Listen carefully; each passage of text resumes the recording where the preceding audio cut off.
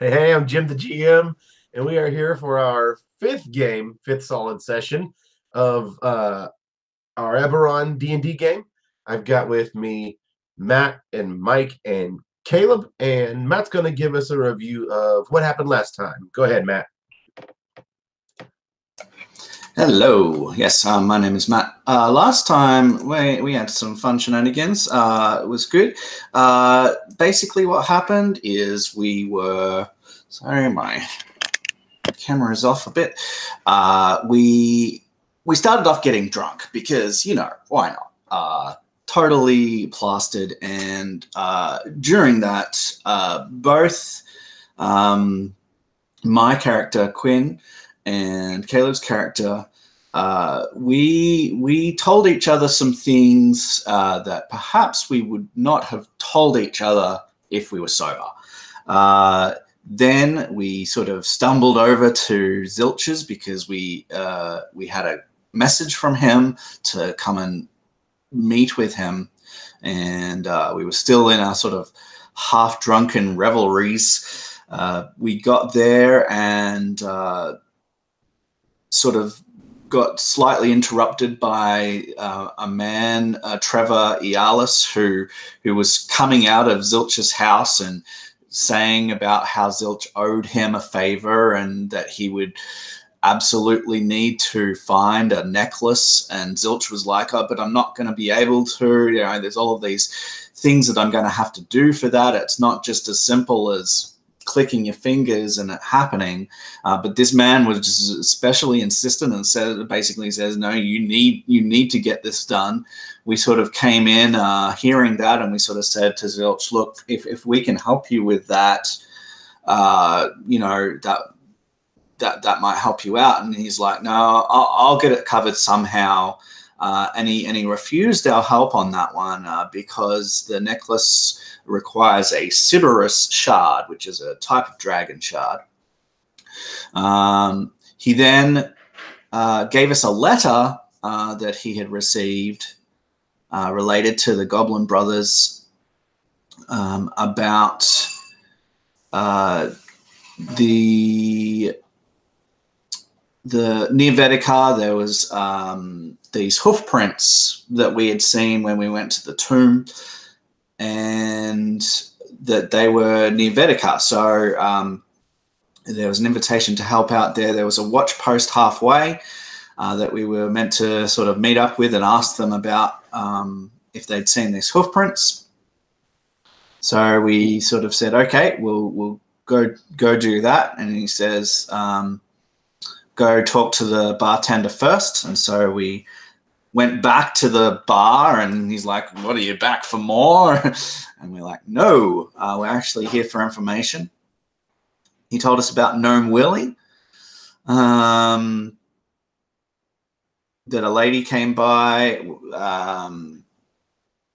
Gnome Willie told us that a lady came by, people sabotaging her work. She lives 8 days out of Vedekar, east of Vedekar. It's tricky to find her place. She lives in like a little forest, and her name is Trella Hake. She gave us some gold necklaces, or at least the Gnome Willie did, that will help us to find her. And so we have these gold necklaces. He also told us about Hilti Mabaran, who's part of the watch, and found a dead man they think is from here. We haven't gotten to that watch outpost yet. We made it to the watch outpost on the third day, by the looks of it, out of the town. There was a lack of patrol from House Orion along the road, which did seem odd to us. We finally got to the watchtower. There was someone on watch, and we sort of said, hey, look, you guys said that there were some hoof prints. Can we help you out? He's like, oh, yeah, and sort of went back inside, and we're like, something's going on here. And so I barged my way in, and we were attacked. These folk had put on House Orion's uniforms and were posing as House Orion, and they attacked us. There was Wilson and Roog, and which was like a big sort of was a orc and halfling riding on his back, and there was also a goblin in there. So they attacked us. The goblin was named Grislow. During the fight, fight shenanigans, Grislow, after we had killed his 2 compatriots, surrendered. After getting some information from him, we let him go. He tried to take one of our horses, but that attempt was foiled by my dinosaur.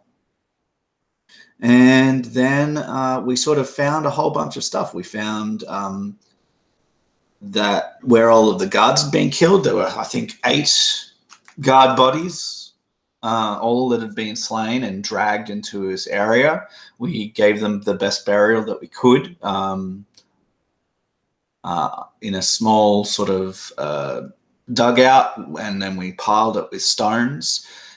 We found that these folk that had put on House Orion's uniforms were sent by the Emerald Claw, and that the Emerald Claw had instructed them as part of an initiation ritual that they were to kill us, specifically named and described as part of their initiation. And that's why they were here. So it's clear that the Emerald Claw knows about us, and it's clear that they want us dead.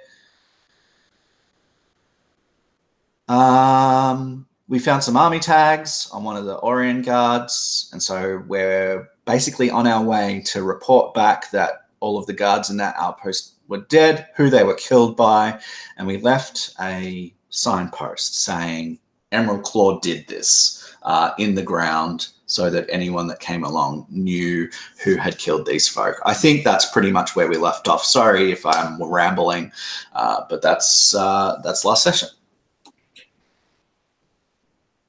Nope, I'm pretty sure that's exactly why Caleb let you do it. That's perfect. Yeah, absolutely. You knew names. It was wonderful. It was beautiful. But last time on our D&D session, perfect.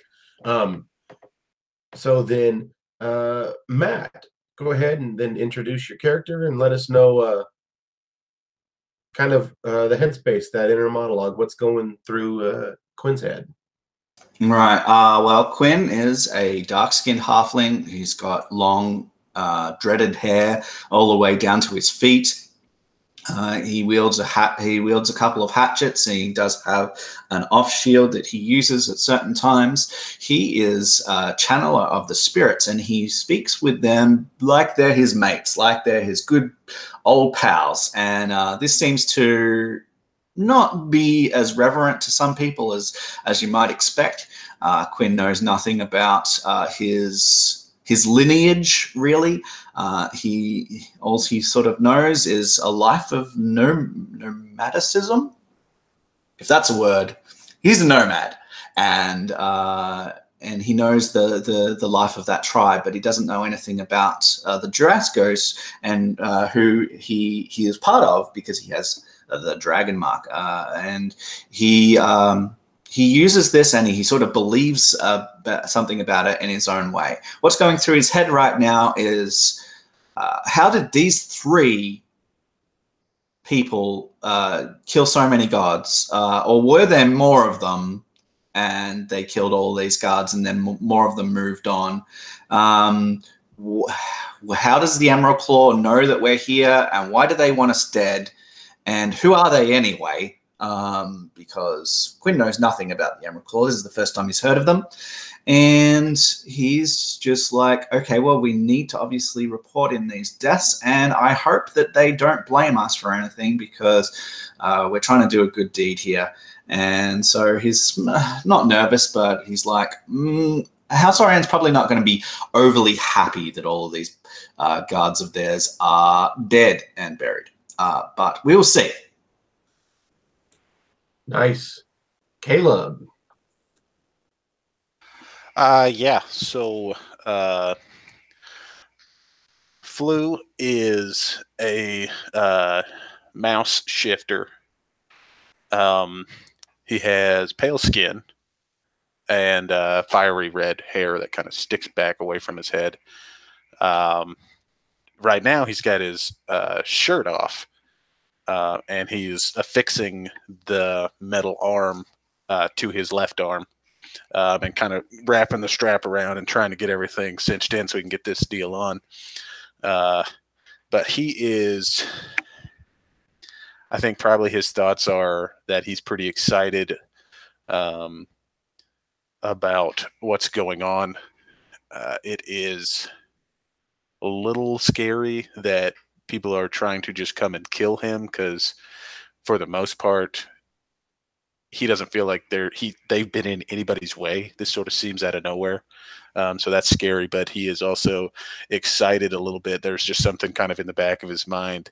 And he kind of tosses, once he gets it on, he kind of summons the dagger from his chest and kind of tosses it around and everything. And I don't know, he's a long way from home, and this isn't exactly what he thought it was going to be. Nice. And Mike, go ahead. What's been going on? So Den is a tallish, thin human wizard, fair-haired, and often seen happily playing with his puppet, which he has affixed to his wand. And people that have seen him in a fight knows that he uses that puppet to cast spells, and the wand to cast spells. Den's feeling pretty happy to have missed the fight. He was embarrassed to be coming back late. Den's something of a prankster, and a prank he pulled led to some damages back at the line to harvesting equipment. He should really not start fires in barns, but he couldn't help himself. He thought it would be hilarious to catch the farm boy and the farm girl who were sneaking off and spook him a little, but Zilch had him stay back and fix the equipment he had damaged before catching up with his friends here. So Den's happy to have missed the fight because he doesn't have a good history in fights, but he's very interested to see where this quartz necklace has been pulling him into the woods, and to see this area, this workshop. So, yeah. Nice. So you guys, excuse me, Din will actually meet up with you guys shortly after having staked the sign. The Emerald Claw did this into the ground. And as you are able to travel after about a day and a half's ride, as it's reaching evening on the next day, you guys are able to make it to another outpost, a House Orion outpost. As we said, the House Orion, they travel about as much of the road in a circuit that they can go in half a day, so they can make it back. So in about another day and a half, you're able to reach another outpost.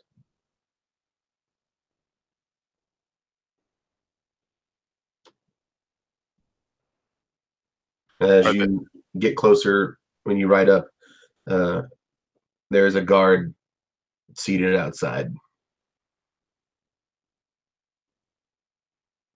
All right. So this is another outpost before the town. Yes. Okay.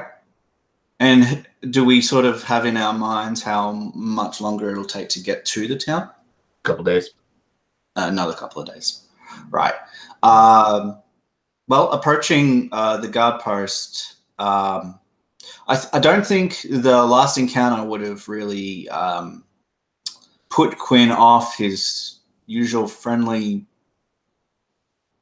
greetings. So he would just call out to this man, assuming that he's in this house Orion uniform. You say he's seated outside. He calls out and he says, "Ho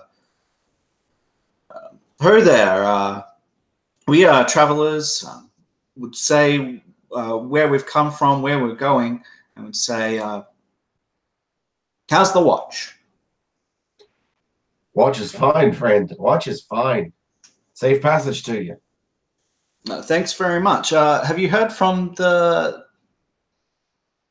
last guard post that we passed recently? Do you guys have communications? Oh yeah, absolutely. They got a hold of us a while back. Said they were having trouble with their sending stone. We were waiting for another one to be brought in from Vedikar. Why? Everything all right? No, everything's not okay. Oh yeah. How about we sit down, have a chat about that. My name's Quinn. These are my friends. Den. Yeah. He'll stand up. He'll go,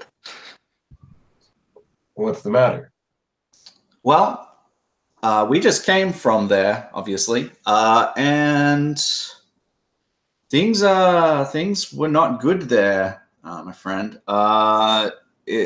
We found the guards there all killed, and there were some other folk that had put on their uniforms and were pretending to be them. And I'm thinking that message that you got might have been so that you don't inquire too much as to why they're not sending official communiques. Maybe they're saying the sending stone's dead so that you don't follow up on that. I have here the dog tag from the only body that had identification. Although we do have a note here from one of their families, but we found them lying out in the sun, and so we tried to give them a good burial. But yeah, no one's out on watch there anymore at the moment. I'm sorry if any of them were your friends. No, I didn't know any of them, but well, there were 8 of them dead and just lying out. the door opens from inside. Walk 2 more men, and they say, "Gregor, like dinner's almost ready." Wait. Hi, safe passage to you, gentlemen. Thanks very much. Gregor looks at him and says, "This, all right. Outpost south of here is bad. The whole squadron's been killed. We're gonna have to go down there and take care of people. We're gonna have to go down there and take up the slack, okay? I know we're gonna be a little bit short-manned here. Go ahead, get the stones, call into the office, Vatican Vedikar, let them know what's going on. It's gonna take some quick recruitings are pulling up, but Daniel, you go ahead. Make that call. I'm going to go ahead and pack up. And he looks, Gregor looks at the 3 of you. Appreciate you having stopped and said something. We've had people coming by here pretty regularly, and nobody said anything to us about it. So that's pretty spectacular that you guys were able to, well, find out what happened and bring that to us. So I appreciate you. Yeah, and look, you might want to watch out for the Emerald Claw. They're the ones that did this. I don't think they're necessarily targeting you, but yeah, it's. And he looks to his friends, and obviously one of them's trying to Dan. He says, "What's up, Dan?" Oh, sorry, Jim. This outpost, is it essentially just a watchtower along the road? Like there's. It's only one story. There's the roof is it's not necessarily a roof. It's more of a platform up on the top of the building with a raised wall for the people to, instead of it being like 6 stories tall, or it's just a rectangular building that there's roof access for observation. Okay, and this is the second one that the party has passed. You've been passing some pretty regularly, but not that distance that you were looking for.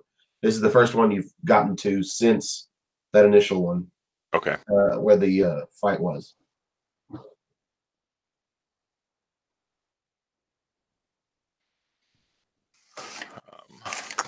Do people usually camp outside of these things since they can't stay inside?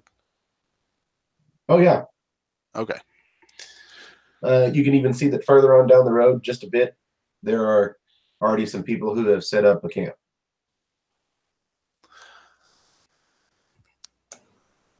I noticed that you called out, was it safe passage? Is that something that House Orion generally says? I don't recall those imposters saying that that phrase, and a couple of you said it. Is that something that sort of that you guys use a lot? Yes, I use it as both a greeting and as a farewell. Well, that might be useful to us. If we find more posts like that, to know that indeed it is a house, someone from your house speaking. Well, mind you, we're not members of House Orion. Right. Yeah.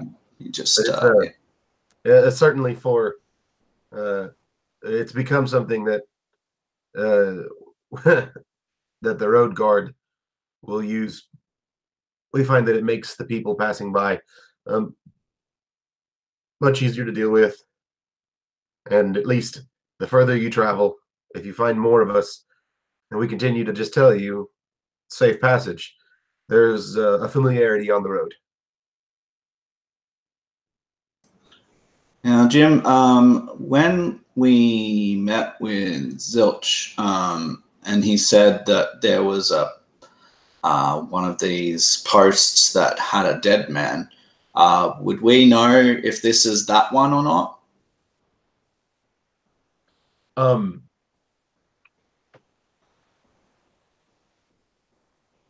It's safe to assume that the post that had a dead man was the one that you were at the previous day.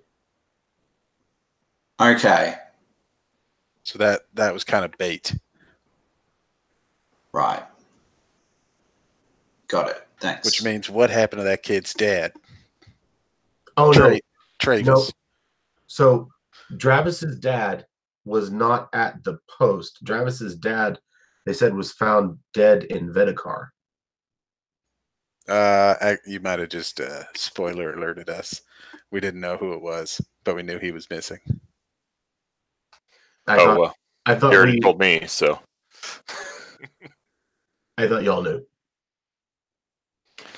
Sorry, you guys didn't intuit that like I did earlier when he mentioned it to me.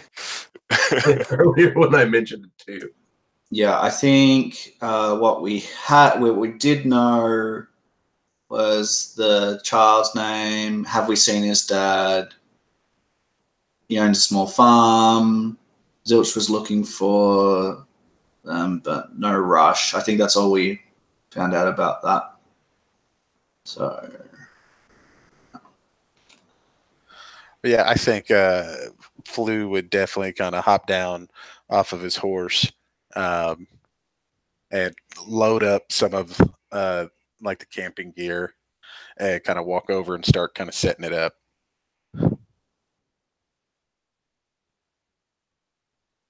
Okay. Well, that sounds good. Yeah, I think Den thinks that's a good idea, and he's going to join him. You're in the shadow of the outpost. Cool. And you guys will be able to rest easily and wake up the next day to go on.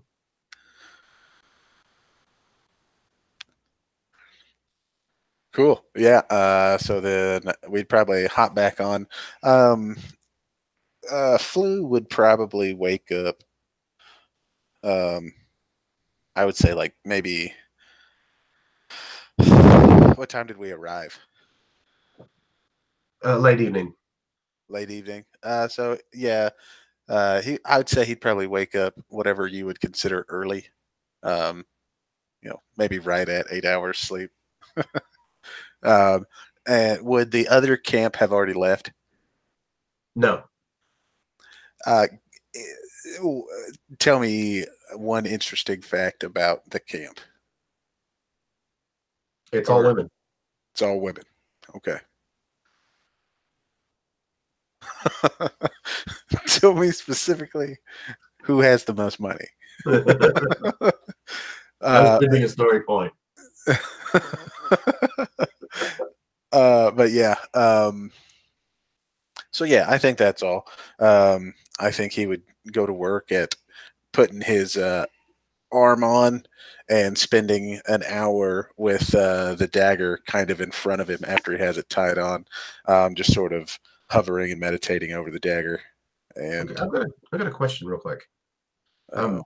As you've talked about that arm, you've said you've got your shirt off when you wear it. Sure. So are you traveling shirtless? Or no, I took my shirt off to put it on. I'm putting the shirt back on over it. Okay. So it is very difficult. Like you're going to rip your sleeve. Cool. Okay. So your sleeve rips. Top of the sleeve. What? No. Well, your sleeve rips at the top, falling over on the sides. So you got the sleeve hanging down here. Okay. I'm pretty sure I would probably trim that up. Okay. Den would offer to fix it also if you'd like. Well, I don't think I can sleep in the. Well, you see, I don't think I'm gonna be able to sleep in this thing. So every day you're gonna have to fix my shirt. Is that something you can commit to? I'll be honest. I could just maybe sew some extra fabric into the sleeve so it is easier to get on and off. It seems like a better option. That seems like a lot of work. I don't know. It will take literally 5 minutes. It's okay. Okay. I don't even have to use my hands. Okay. Yeah, that's fine. It's kind of what I do. Sure. Where do you have another shirt that I can use fabric from? If you're carrying an extra set of clothes. Let's tear up that bag that Zilch gave us and let's throw out one of those animals, kill it, skin it, and use it. Yeah. Just the most ruthless use of that bag. I just think it's fun to kill things. Can we farm XP with this bag? I asked that last time. He said no. Oh, you don't get XP from killing friendlies. Yeah. Unless you're evil alignment. I don't know. Sorry, go ahead, Caleb. But yeah, I think what he would probably do is right now be cool with just no sleeve. That way he could put his shirt on and then put the arm on, which he didn't even think about. But yeah, that's definitely what he does. I think maybe in line with Den being a practical joker, every time you take your shirt off to put the arm on, he sews the sleeve shut completely. So you have to like really tear through it, and it just like hangs off you every time. So every day when I wake up, there are varying degrees of what the condition of my shirt is. Yeah. Okay. As long as you're not like Den doesn't want to do anything wrong to your good shirt, but your traveling shirt, is fair game. He's gonna sew it shut every night or every morning before you put on your shield arm. I'm going to start wearing the same thing that Quinn does. Nothing.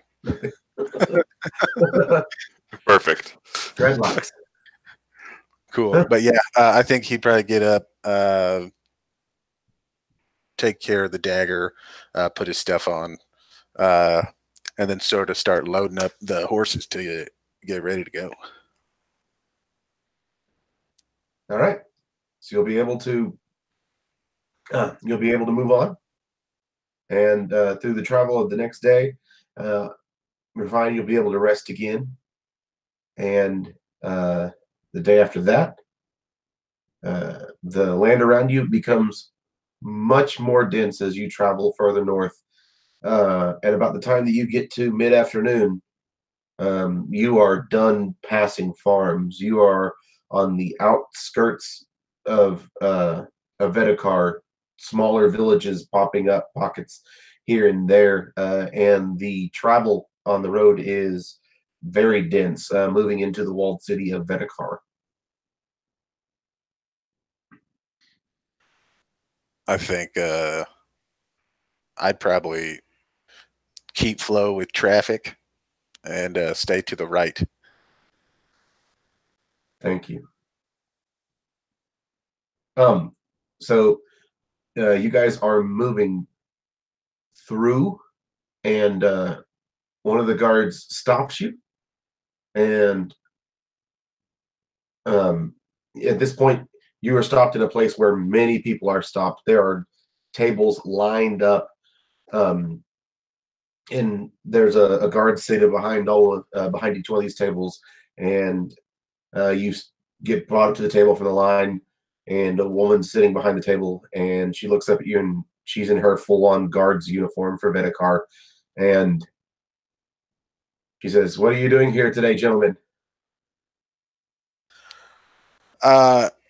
Yeah, we're from the line, and we got some news that there might be somebody here matching the description of someone from where we're from that was dead. I believe they asked for us to show up so that we could maybe identify who it was. Yes, yes, yes. I have heard of you, and we've been expecting you. In fact, Daniel, come take my spot for me. They're here. I need to take them into the town. And a young boy in guard's uniform comes running up. She steps out of his seat. He slides into it real quick, picks up his pen, and goes, "Next!"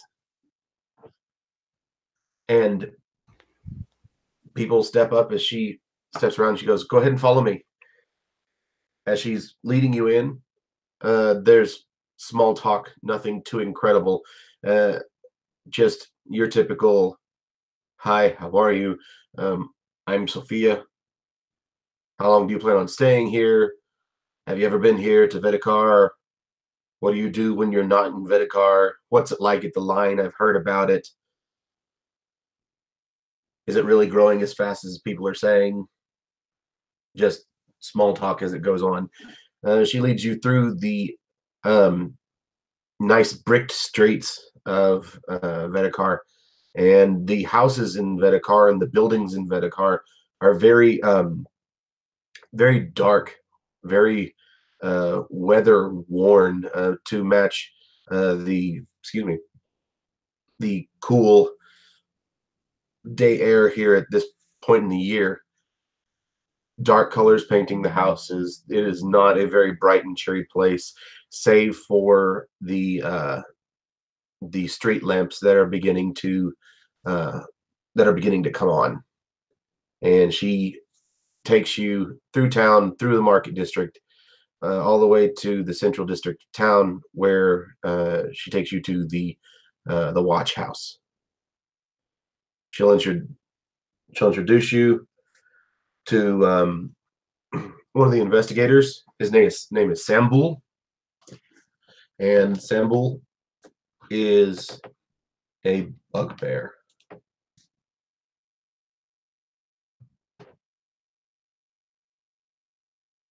Bugbear standing at a nice, whopping 8 foot tall, arms hanging down past his knees. His facial hair, for being for being a bugbear, he is quite well taken care of.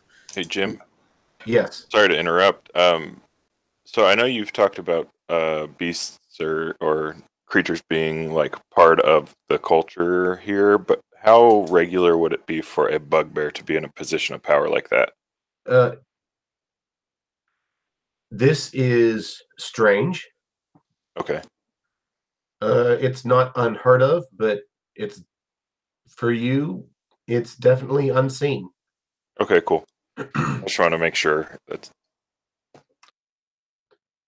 I think it's possible Flu has a new role model.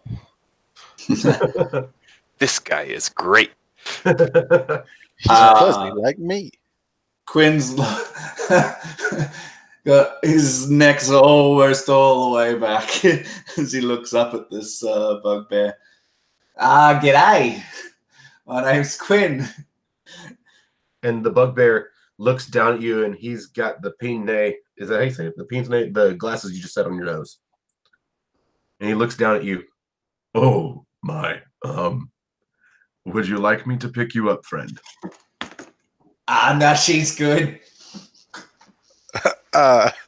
Flu is like already has the halfling harness in hand. Like, Please pick me up. Please pick me up. Please pick me up.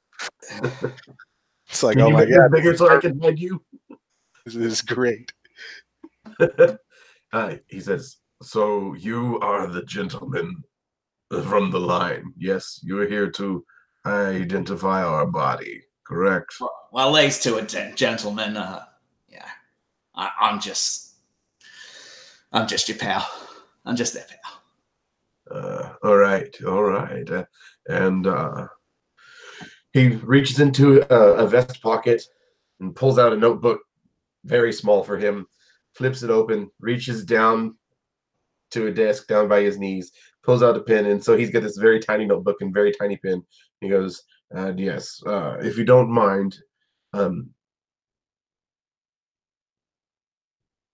can you, and he holds the pen end out toward you to your face, not like right in your face, but out toward you there, Flu. And he goes, would you please state your name for the record?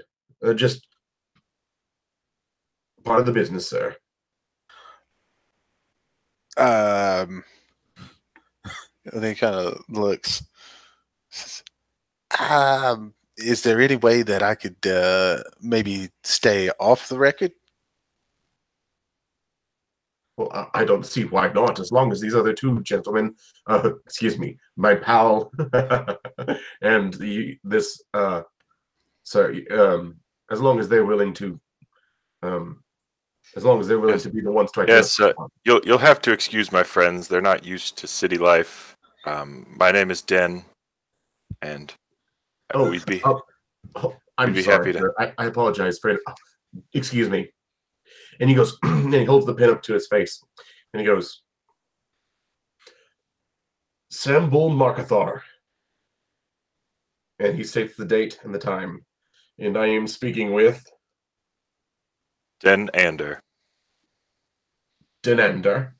And he will drop down to a knee to make sure he can get it to your face. Corsair Queen. Corsair Queen. Yes. Beautiful. Sorry, pulling it back up. And he takes it and he points it down toward the notebook. Gentlemen, if you will come with me, we can walk and talk. Yes? Is that fine with you? Sounds good. Half speed for the little one, please. Oh, yes, of course. Yes. You're a very big man. I feel He pulls the harness out again. It's not like you got to wear like a baby Bjorn. Come on. She'll be right, mate. I'll keep up. Are we indoors? Yes. All right. He'll take you to the through the bullpen, moving y'all around, getting to another room. Goes through a door that has a set of stairs that leads down. And at this part of the building, as it goes down, it is stone, and it's very it's you can tell that like you're passing into let's see, den. You can tell that you're passing through a magical border. Okay. But, like it immediately becomes a, for lack of a better term, it's as if you walked into a perpetual cold spot. Yeah, is this like a regular thing in a big city to like have these safe zones like that? Not a safe zone. Or You're walking into the mortuary. okay. Um, Well, consider Den's interest piqued by the surroundings. you walk down there, and as you get down there, there's 8 tables. Each table has you can see bodies on them, but they are covered up with white sheets. Beside the head of each table is a standing tray with a set of tools on them, and walking through is a woman, human. She has her hair pulled back into a bun and glasses on. There is lights in the room. He's leading you on. You watch it walk over, touch a light, and the light begins to glow. And she's continuing to look over her body. You watch her put her hands on it. And do you have gentle repose? No? Okay. Nope. Well, you see then you see her casting the signs of her casting as she is preserving a body. He leads you to one last table as you stand around, and he's the whole time he's speaking, giving descriptions of the two of you. You do notice, Flu, that he has kept you out of the notes.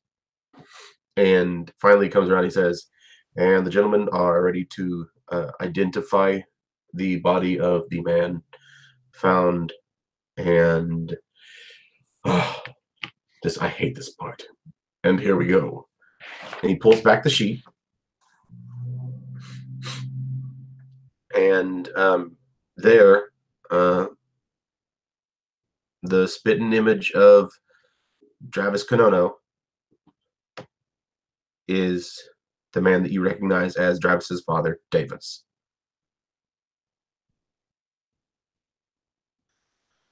What happened to him? Well, if you'll take a look right here, and he takes his head, and he will, with the pen, gently turn Davis's head to the side. You can see that the skull is broken on the backside. Yeah. This is Davis. Davis or Davis. He's a father of a child named Travis, and they called him the Carnado. Cornado. Cornado? Yeah. Carnado? Yeah. Oh, yes. Good. Is Quinn just on his tippy toes looking at this like Yeah. he's looking up at the face. Like maybe a little too close, except for that's as good as you can get a view from. Yeah. Like Quinn's not gonna touch him, and he's like, I hope you've has someone done his rights, sir? No, that we typically save that for once the body is prepared to be interred. However, um, if you would like to take, as you said, Mr. Konono here back to the line to his family, we can have that arranged for you. Did you bring a card?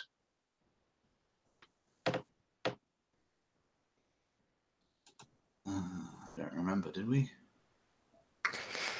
I feel like the only time we've ever had a cart, it was not our cart. It was with the traders, with right? Yeah, the three brothers with the same name. So we have horses, but no cart. But I'm sure we could hire something from this fine town of yours. Oh yes, I'm certain that you will have that available. It's a shame. He was found, and he takes his pen and flips through some of the pages. He was actually found just before morning outside of a shop called Legan's Sideways. And through my men's investigation, we have nothing. We find no connection other than this poor man's skull caved in. Have you considered reaching out to that detective we read about in the paper not too long ago? He said he'd been on the force for like 1,000 years. You thought about reaching out to him? He seemed like he's a pretty good egg. He might have been able to solve this by now.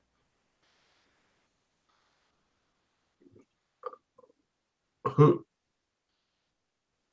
do you mean? Here?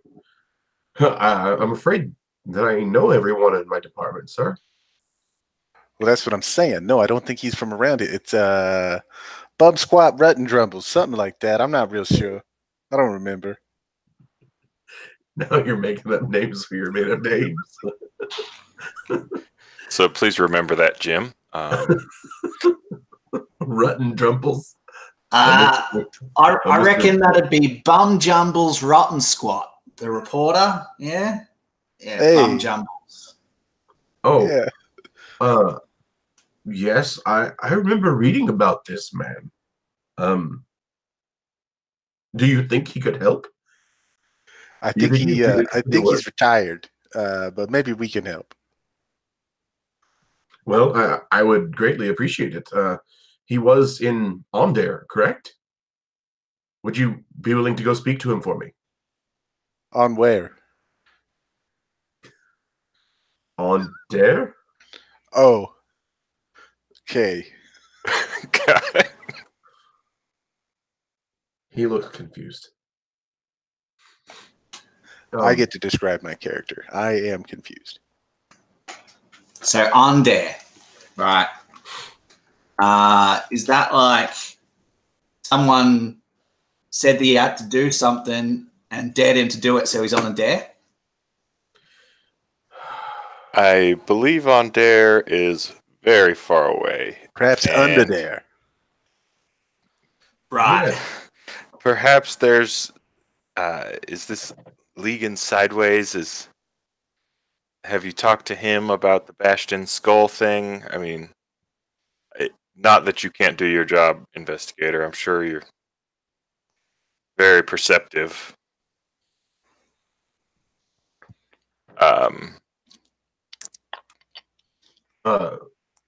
Yes, I trust my men to do their job and to do it completely.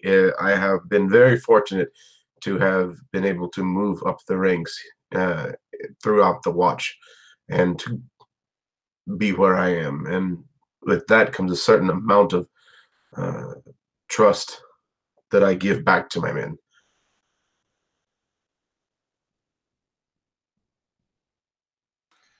Okay, so no other skulls bashed in. Nobody else from maybe our neck of the woods that might have a grudge or anything been seen in town? Not that I know of. However, if you would like to do a citizen's investigation, I am sure that. Wait, can you make us deputies? My friend here, he looks real good with a badge on. Unfortunately, no. That is not within my power. Oh, okay. Well, the citizen's investigation. What's our jurisdiction? I'm sure it's perfectly legal to question people, but can we, like, if the little guy likes to rough somebody up to get some information, how far can we push it? Well, looking at the three of you, and yeah, looking at the three of you, he just kind of laughs at you and says, "Well, I would do my best to not get the law involved. Um, that would surely hamper your investigation."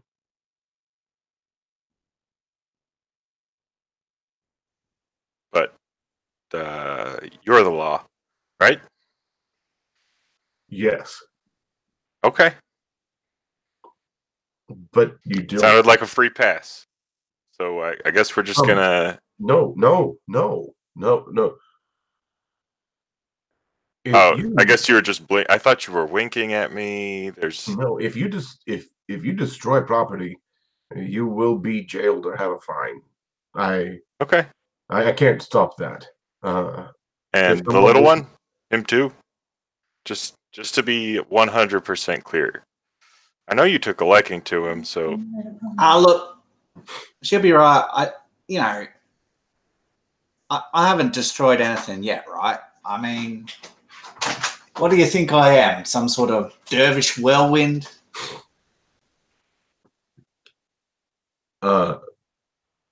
You could be. I'm not going to put anything past you, sir. Okay, well. And you could be a fucking chicken in a suit, mate.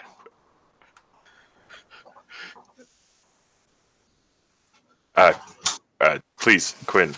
He stands up polite, like confused again. I'm not sure if your intimidation tactics are going to work on the massive Mr. Sambu. Who's intimidating anyone? I'm not intimidating him. I'm having a jibe. That's wise. So then, That's us. We're just a bunch of wise guys. We're gonna get on out of here. Where did you said there was a bar, eh? yes, it is called Legan's Sideways. They serve stiff drinks, I presume. Is that where the sideways comes in? Huh. That is very true. Many people who like to spend their time at Legan's Sideways do leave in that manner. It's not like a cop bar or anything, right? Oh no, it is not a police bar. So if you were, gonna steer clear of that bar anytime soon, so that if there was a fight that broke out, mate. I'm just kidding, Campbell. I'm very sorry. You've been to a place like this before. This is ridiculous. Get out of here. You're embarrassing yourself. Zambul, I'm very sorry. I'm embarrassed for you. I'm just giving these guys a hard time. We'll be on our way. Like I said, they've never been in the city. They don't know how we act, how we talk. We'll get out of your hair. Well, I appreciate it, Mr. And he looks down at his notebook. And you too, Mr. Quinn. And he looks over at you, Flu, and you, sir. be careful. Enjoy your stay. And as far as we are concerned, the case is still open, but we doubt that we will find anything more than the man hit his head on something. Okay. Is there a reward for one of these citizens' investigations? Just curiosity. Look, whoever figures this out is the one who gets to pick who has to tell his kid. That seems like a good reward. Okay. Well, there is a standard for information that leads to the capture of a criminal or the solving of a crime. There is 2 gold. Well, that's very nice, Sambul. But are there any violent gangs around here Oh, of course. that we should be on? We want to be on the right terms with the people who are willing, to pay more than 2 gold. Like, do they all wear like horseshoes? What is this? Like, how can you tell? Make a persuasion roll.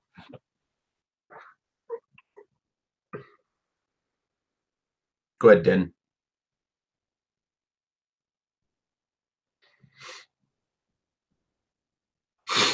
That is a 4? 15. Sorry. Oh. No, sorry, not that bad. Nice. Okay. So with that 15, he says, well, there are a few gangs. There's a larger gang. They prefer to call themselves the Fist. They tend to typically stay in the northeast quarters. Believe that they infiltrate more of the richer homes, and through my own investigations, I think they might be on the inside of the community, if you know what I mean. And then there's one that's called Vedakar's Denizens, but they call themselves the Denizens for short.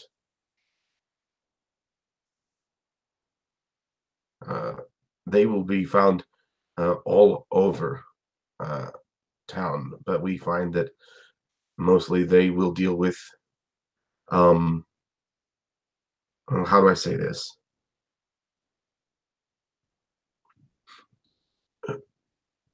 We don't know.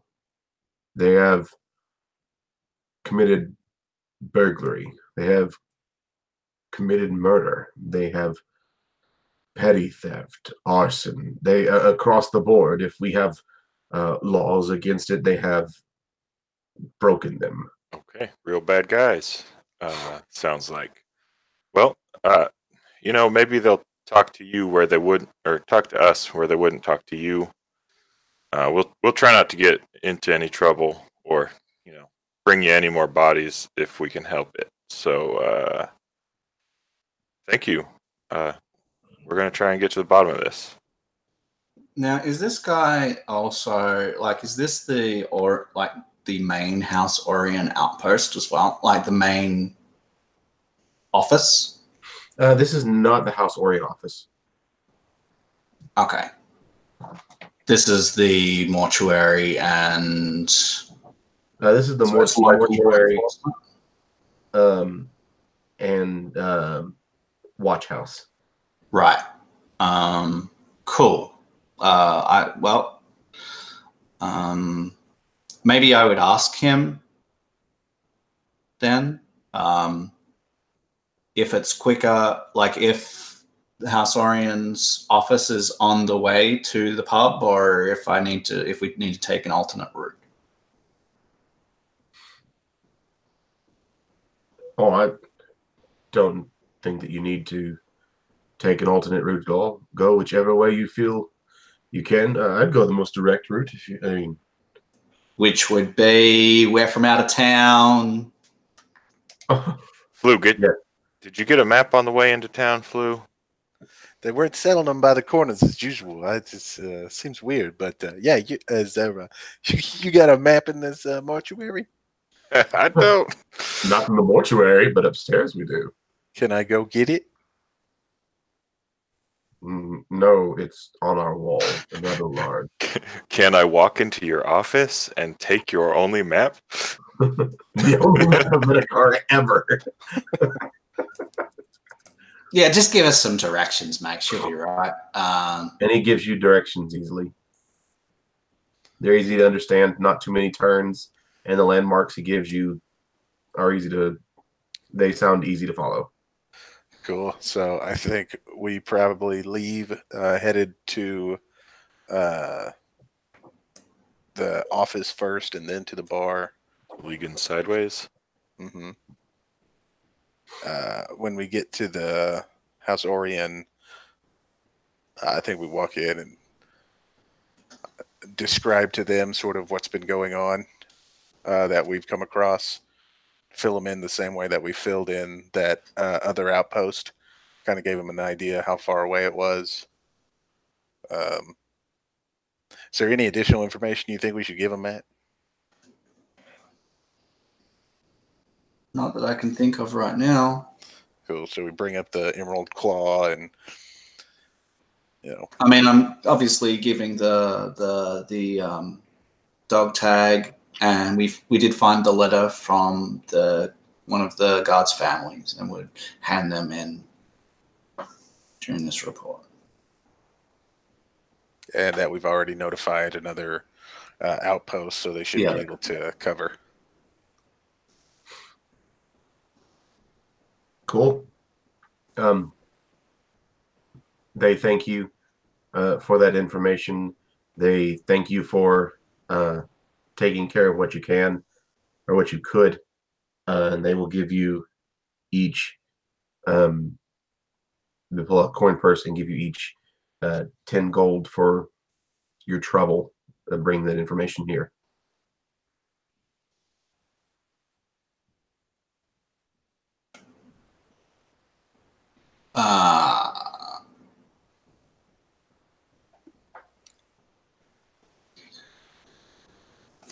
I think Quinn would be like, "Oh, I don't need it, but one of these might."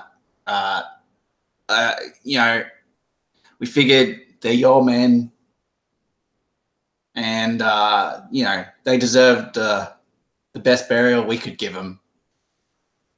And I did short rites for them, and they're marked in the ground, so that they can be respected, and so their families can visit from time to time if they have the desire. I think Flu would probably recommend to you maybe taking your share if you're not interested in it and donating it to the two families. So, yeah, you can't replace what they've lost, but you can at least maybe help them, whatever the next thing is. Yeah, that sounds great. Flu is not donating his share. You could do this. Pocket. And they are happy to do that and will. And then you continue on to Legan sideways. Yeah. All right. When you get the further you go, since it's getting more to dinner and evening, people are getting off work, shops are closing down, and the bars and taverns are getting full. In this district, you're passing many places that have people standing outside hawking their wares, talking about what kind of ale they brew, what kind of specialties they might have for dinner. Windows open, kitchens fanning out, like using gust of wind to blow the scent of everything out there. Like everybody's using the same tricks, and it smells amazing in the street. People walking around. There are some smaller cafes, but but for the most part, people are going and eating and drinking after a long day.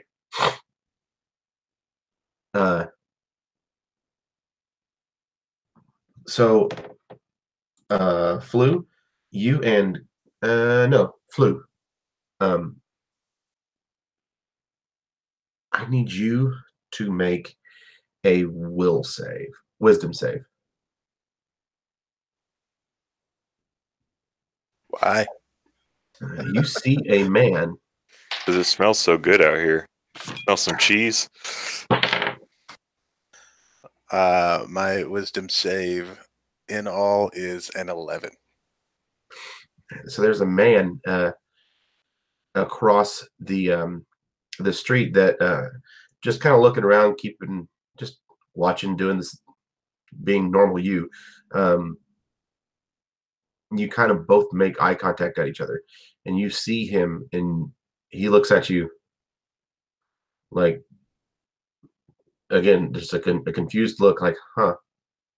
At the same time, you feel an outright rage take over you, and you have the desire to go hurt that man, and you will. Yeah, I'll shift. And I mean, how bad is this rage? You're throwing yourself into combat. Okay. You don't have a clue who this guy is, but you immediately just feel that you have to hurt this man.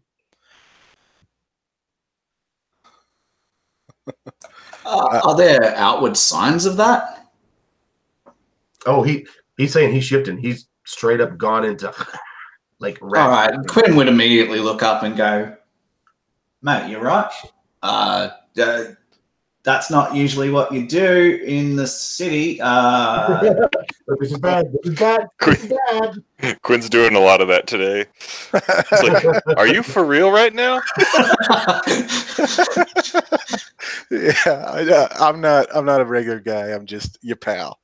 First him, now you. Yeah, I think he kind of ignores what you're saying here, and as his shifting sort of comes to the conclusion of his hair kind of falling over his back, he kind of drops down and starts running on all fours, straight towards this guy. I'd like to try and. Can we make a pose initiative or like a dex save to try and grab a hold of him? Try to hug it out with Flu.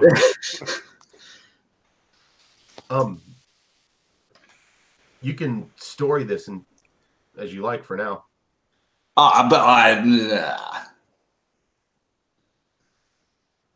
If you want to try to grab him, you can totally say so, and we can leave it up to Flu if he's like, yeah. So you grab me, and you're holding me back or whatever. I'd certainly like to try. It's over to you, Flu, how you want that to happen. Yeah, I think this, much like in many werewolf movies, they sort of shift before they're capable of doing things. It's sort of a similar look, except before he does get completely shifted, he sort of drops down into an all-four position, and you see the last thing that happens is his shoulders sort of broaden, and he cranks back like he's about to take off.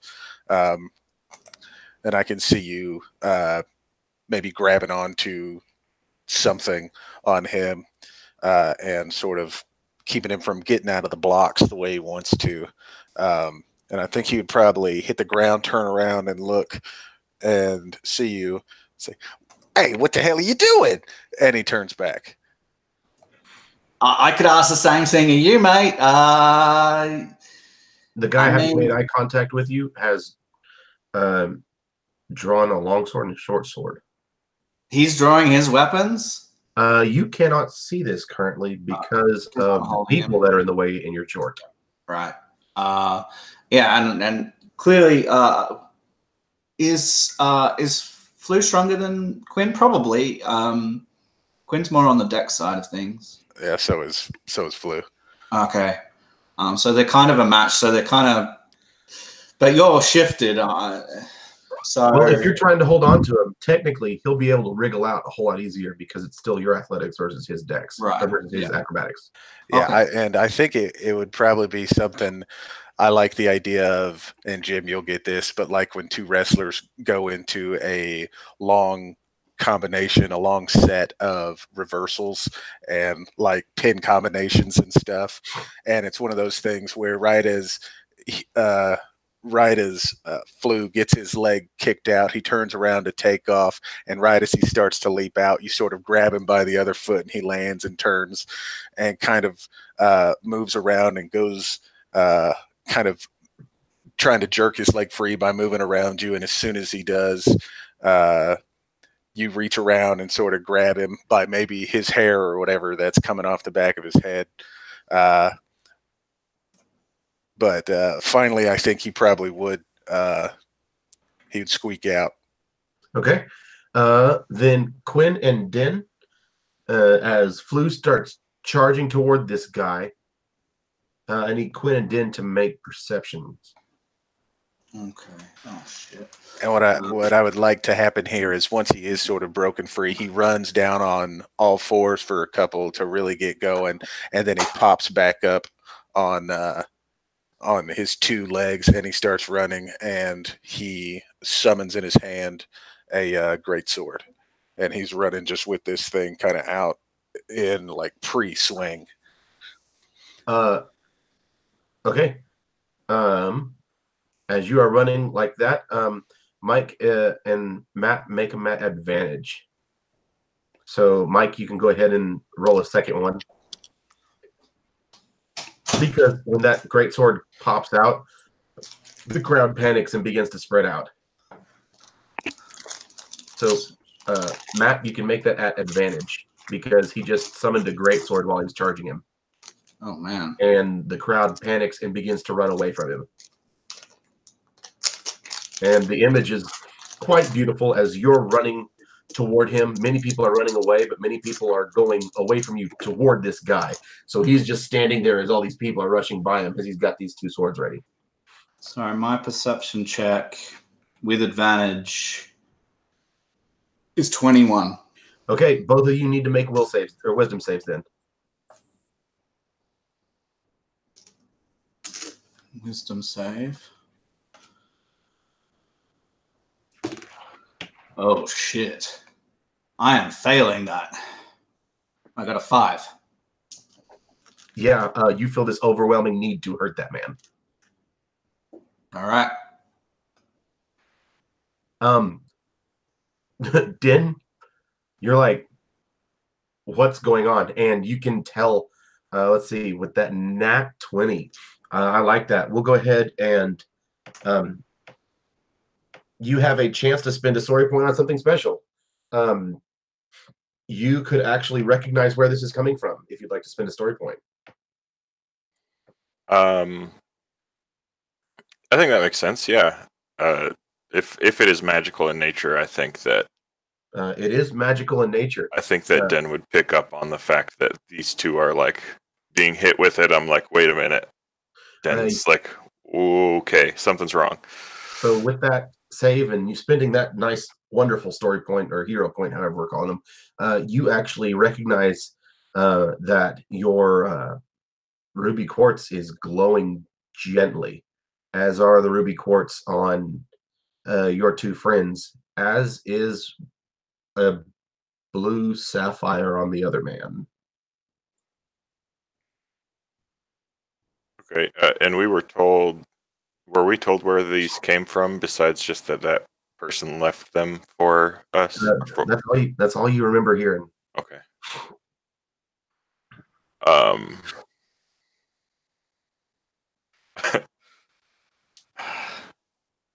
I think that we'll be going into initiative.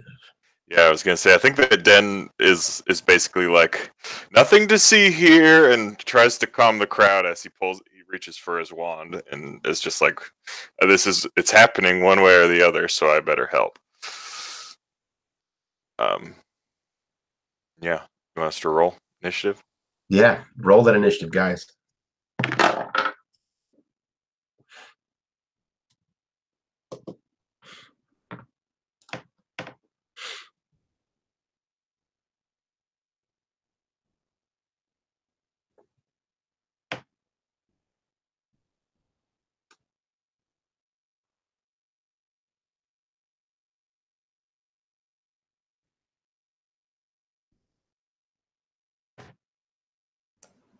Would you consider that we've had a long rest or not? Yes. Oh, yes. You stopped a couple times from that previous game's combat to now.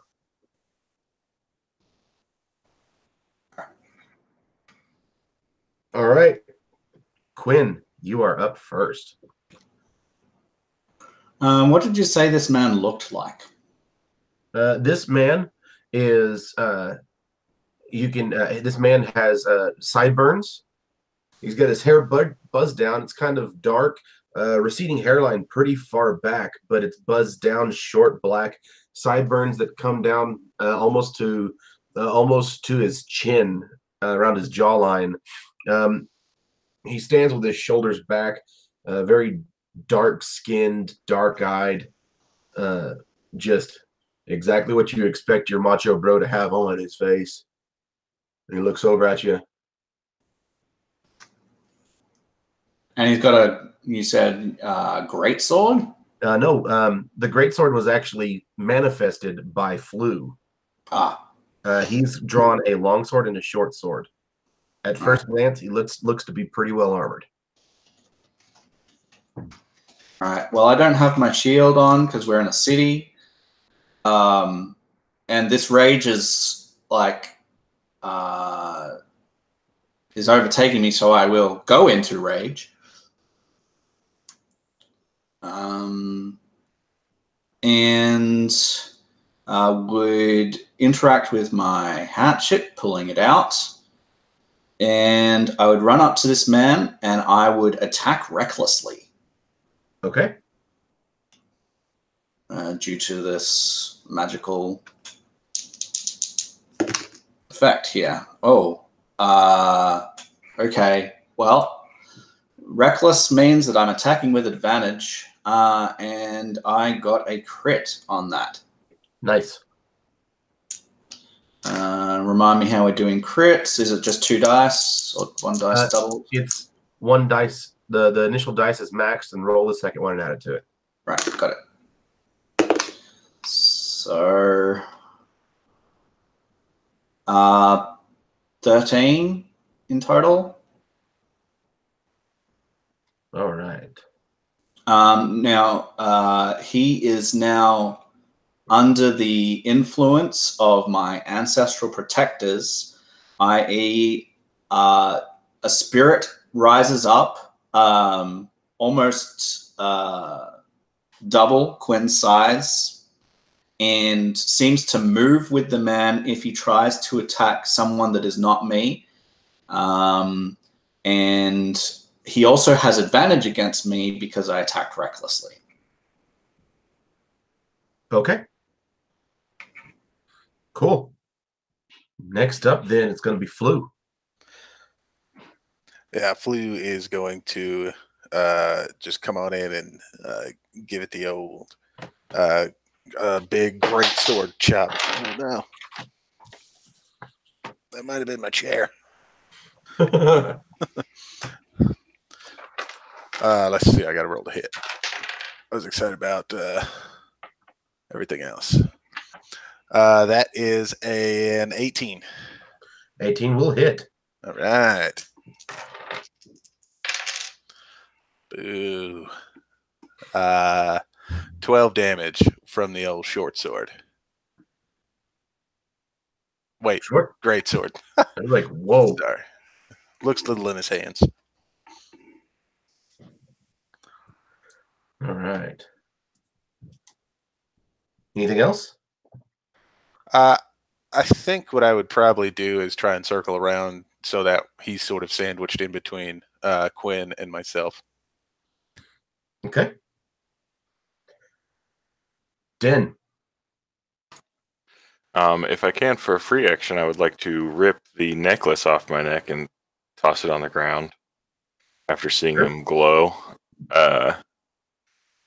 And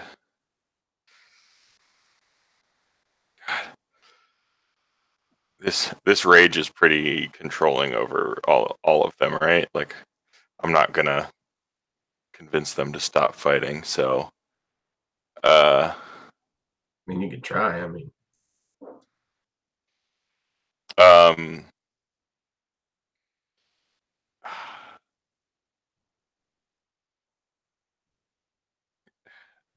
can I use minor illusion to have the image of Sambul come into this area?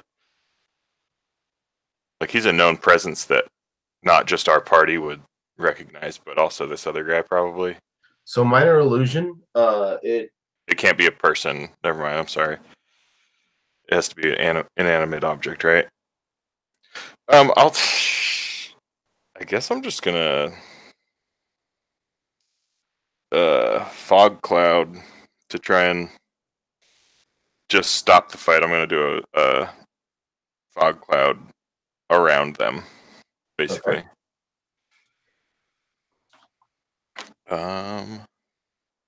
I don't roll for that. It just happens. So 20-foot radius cloud of fog. Does it come from you or a point you pick? Has a 120-foot range. So on a point you pick, 20-foot radius. And a 20-foot radius. Okay. Concentration up to an hour. Yep. So yeah, just in an attempt to at least lessen the blows that will be taken by both parties, I am and maybe it'll spook some more of the witnesses out of the area. Okay. Cool. He's going to make so far, short man, he is absolutely focused on you, and you're the last thing he saw as that thing get big. He got hit by a weird looking great sword, but that big thing, he wants to hit you. So he makes an attack with the longsword. That first one. He's got advantage, remember? Right, but he also, because of the fog has heavily obscured this, Oh, he's got disadvantage. Cancels that. Awesome. Good teamwork. Synergy. That one, however, is going to be a 22 total. Yeah. And you take a whole whopping 8 damage from a magical weapon. From a magical weapon? Okay. Yes. And then a third attack. That's an 18 total. Yes, you will. All right. And that's 8 from a non-magical weapon. As he swings last time with the short sword to come after you. No worries. Thank you. And he, at this, he's going, "What the hell are you doing?" As he's continued striking at you. Okay, so he's sparking. Okay. Was that the end of his turn? Yes. I will use my reaction, shifting feature that I can move 10 feet as a reaction at the end of my turn, or at the end of his turn if he stops within 5 feet of me. So I'm going to move. I think it just says as long as he ends his turn within 5 feet of me. I can move up to 10 feet when an enemy ends its turn within 5 feet of you. Okay. Yep. So I'm going to pop back 10 feet. All right. Quinn, you're up. Okay. Now it's foggy, and I've heard this guy speak. I'm in a rage, plus the thing's driving me in rage. Is there no save in sequential rounds? You get a save. Let's see. At the end of this turn, you will get a save at disadvantage. Okay. Sounds good. Then this round, I will just say, what are you doing with your ugly mug? And I will attack recklessly. Okay. Ugh. I only have a 15. That does not hit. Even with advantage, because, dice. All right, I miss. He is still a target of my spirit, and he still has advantage to cancel out the fog against me because I attacked recklessly. I don't have to hit for it to trigger the thing back at me. And save at disadvantage. Save at disadvantage, and it's wisdom, correct? Yes, sir. Failed. Okay. Flew. How obscured is this fog? Heavily. You are effectively blinded. So you have disadvantage on your attack. That's if you can find your target. Okay.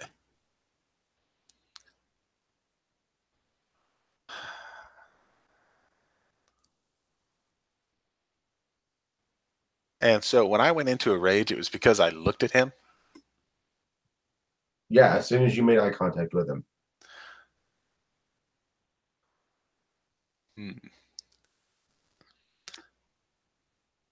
I guess I think Flu would drop the greatsword and just run back into the fog and just try and tackle where he thinks this guy is. Okay. Admittedly, not sure if he'll tackle anybody. Okay. Let's do me a favor real quick. Let's roll a d6. A 1, you tackle, you're actually able to find him. A 6, you end up finding Quinn. And a 2, 3, or 4, 2, 3, 4, 5, you miss completely. It's a 6. Oh, no. Quinn coming from the cloud is like you see it just at the last minute as he's just diving toward you. Bad luck, because dice. Real quick then, go ahead and to resolve this, make the athletic check there, and you can make your acrobatics.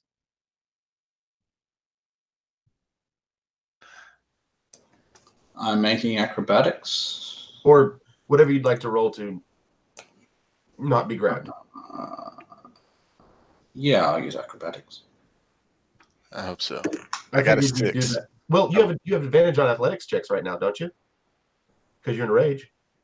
Yes, I do, but my bonus isn't as good. I don't know what's better to go with, higher bonus or advantage.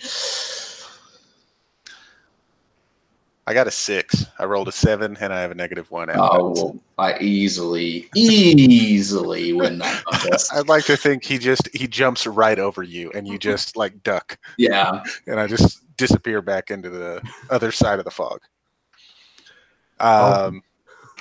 Yeah. So anyway, yeah, I think that's my turn. Din, you are hearing fighting, and you can make your save at disadvantage as well. Wait, no, you can make it just regularly. Who, me? Yes. Come on, wisdom save. 18. You have no idea why you're fighting this guy. What guy? There's just a big fog cloud. Yeah, like you don't feel the impulse anymore. Just rolling on the ground like, wait, what am I doing? Yeah, I think he kind of hits and lands, and he turns to face the thing, and that's when he's like, wait a minute, what's happening right now? Den. This is maybe the weirdest fight I've ever been in D&D because I don't want to fight. So Is there any way for me to assist them in overcoming this rage, or specifically Quinn at this point? Not from where you are. If you want to, like, you can. What, you've got resistance? Do you have the resistance cantrip? No. Why would I have something useful like that? Of all the fun ones. I just want to say that for the record, I just suggested using the resistance cantrip. I don't know if I've ever been in a game where somebody's used it, watched a game where somebody's used it, or even used it myself. I've had it, but that's the first I've heard anybody talk about it. Well, if I can retcon that I made a new head for my puppet that's wearing a helmet, and that's the resistance cantrip, then I would love to use the resistance cantrip. But if you don't feel good about that, I can just. I don't feel good about that, but I do feel good about using a hero point.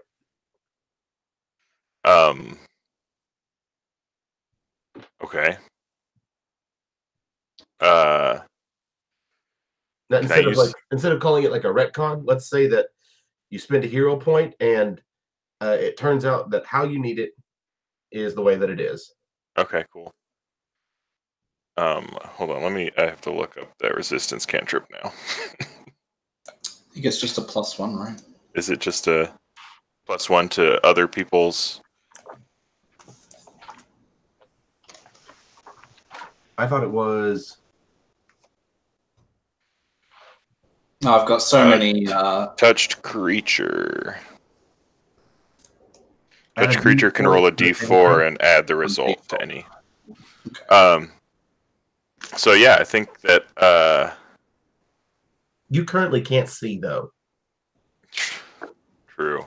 So you have to quit concentrating on the spell. Yeah, I think that I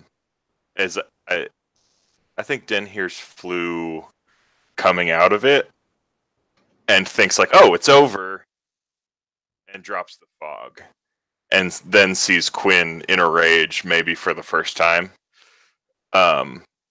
And he runs to try and like basically just put a hand on him, not even maybe knowing that he's going to impart this assistance to overcome the rage, but just like desperately trying to get him to stop.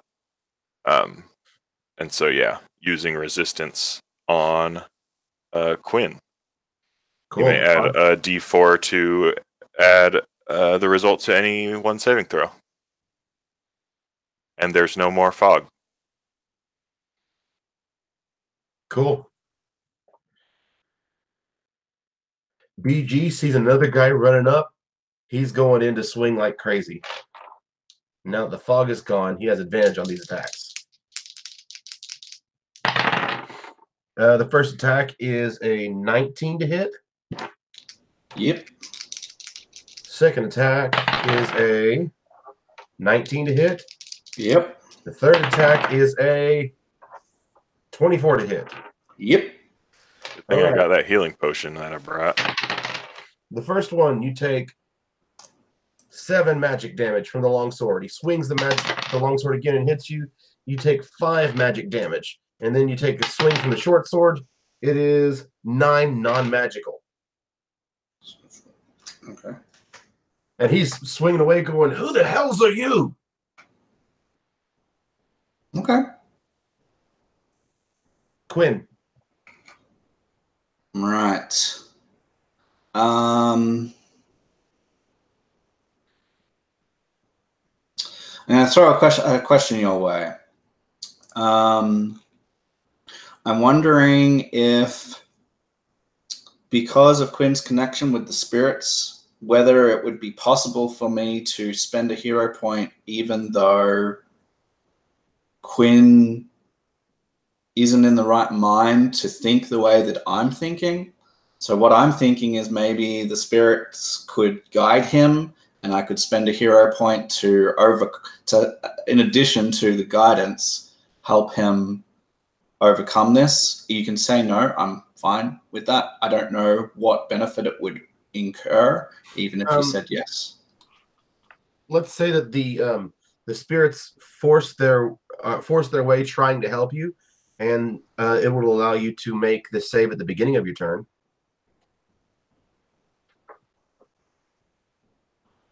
What do you think of that? Okay. Yeah, sounds good. Let's do that.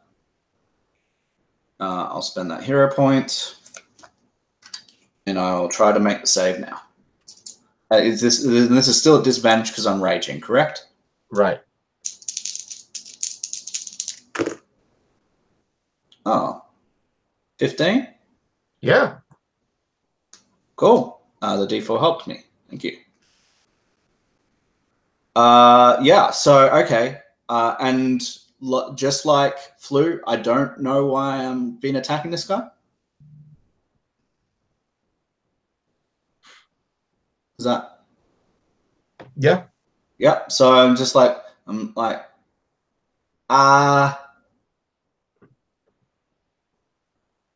sorry, mate. And I put my hatchet away as an interaction. And I say, I don't know what overcame me. Looked at you and I wanted to hurt you. I don't even know who you are. My name's Quinn, by the way. Sorry. Are you hurt?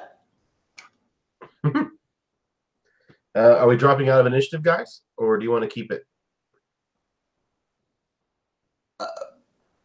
I don't know. As Caleb, I think we should drop out. Me too. That's fine with me. I mean, it's not like your characters know what initiative is. Yeah. I think dropping out makes sense. Yeah. Make a persuasion roll there, Quinn. A persuasion roll? Yeah. Okay.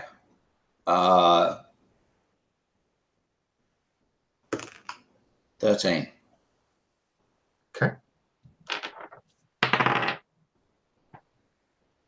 Okay.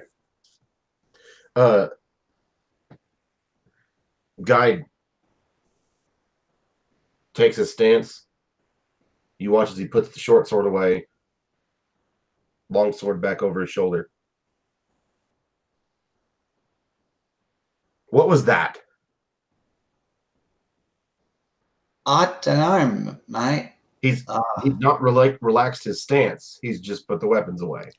I think Flu would also yell back over to Din and say, "Hey, I can hear him just talking in there." Oh, the fog's gone. Okay. But Den for sure is like, if you're still wearing your necklace, maybe think about taking it off for now. The quartz from before, I saw them start glowing, and this man, sorry, sir, what was your name? He says, Garrix. Well, Garrix, I believe you have some sort of blue crystal. I saw it glowing through the fog a little bit. It didn't seem to be glowing the first time I saw you, so I feel a little strange about what's been happening here. Why would this be glowing? I mean, I know it's magical and all, but... Can we just agree to take off our necklaces?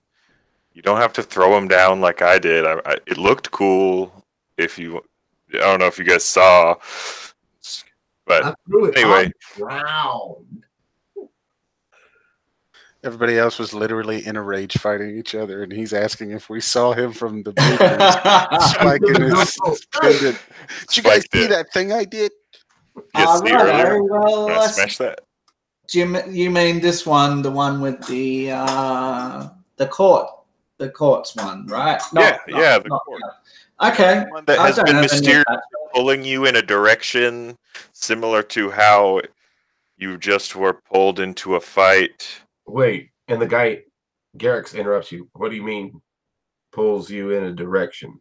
Towards the woods.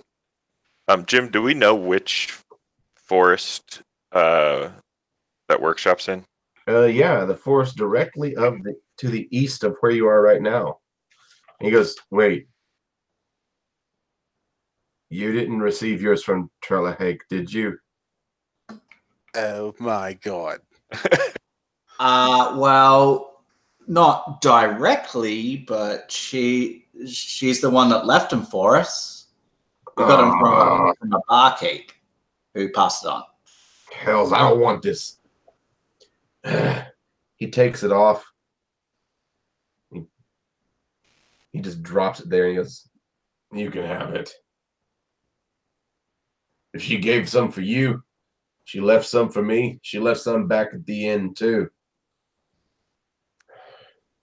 This is to try and get people to attack each other?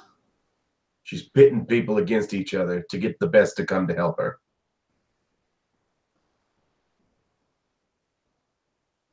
Well, I'll go there, but I can tell you I'm not going to help her. She's a mad witch. He just goes, take care of yourselves. And you might want to listen to him about this. He points out Den. And then he turns to walk away. On the back of his, when you turn around, on the back of his jacket is an insignia that you can see of the military.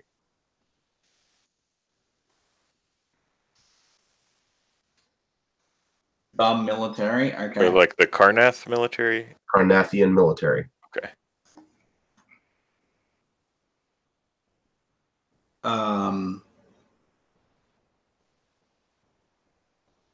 Okay. So he's turning his back as if to walk away. Yep.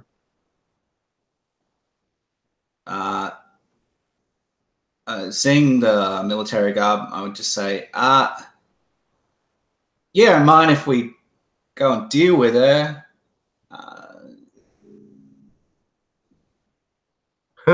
He looks at you and he goes, do what you got to. I got to find different work.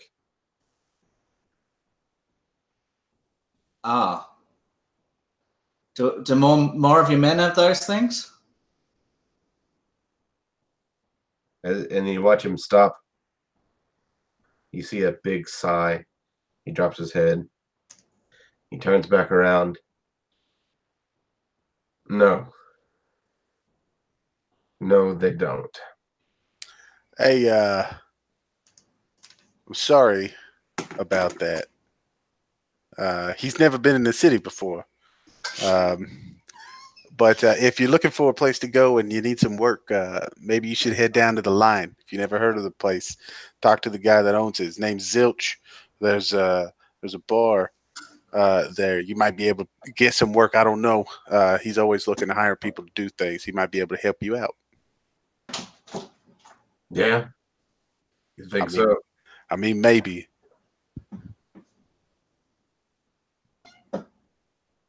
Got to move forward, you know. Yeah. Make a persuasion roll for me as well.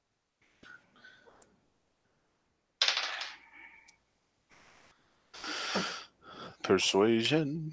15. Okay.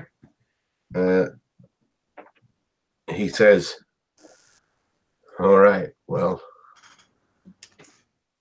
keep moving forward and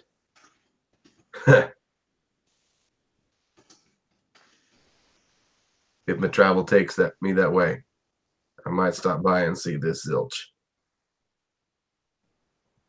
You guys be careful. You too, mate.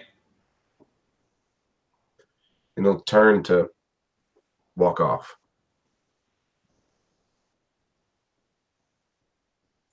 And Den just says, you're welcome.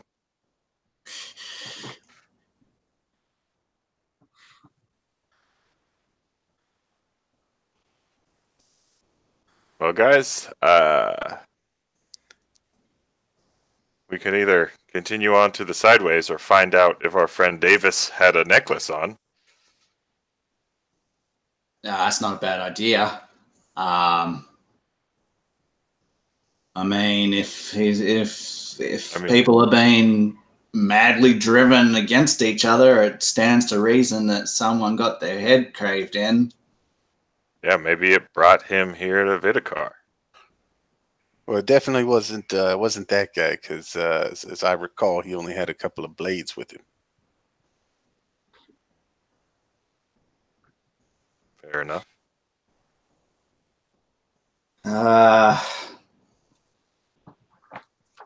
Maybe we take this information to the Watch too, and we get them to, spread the word amongst the populace, not to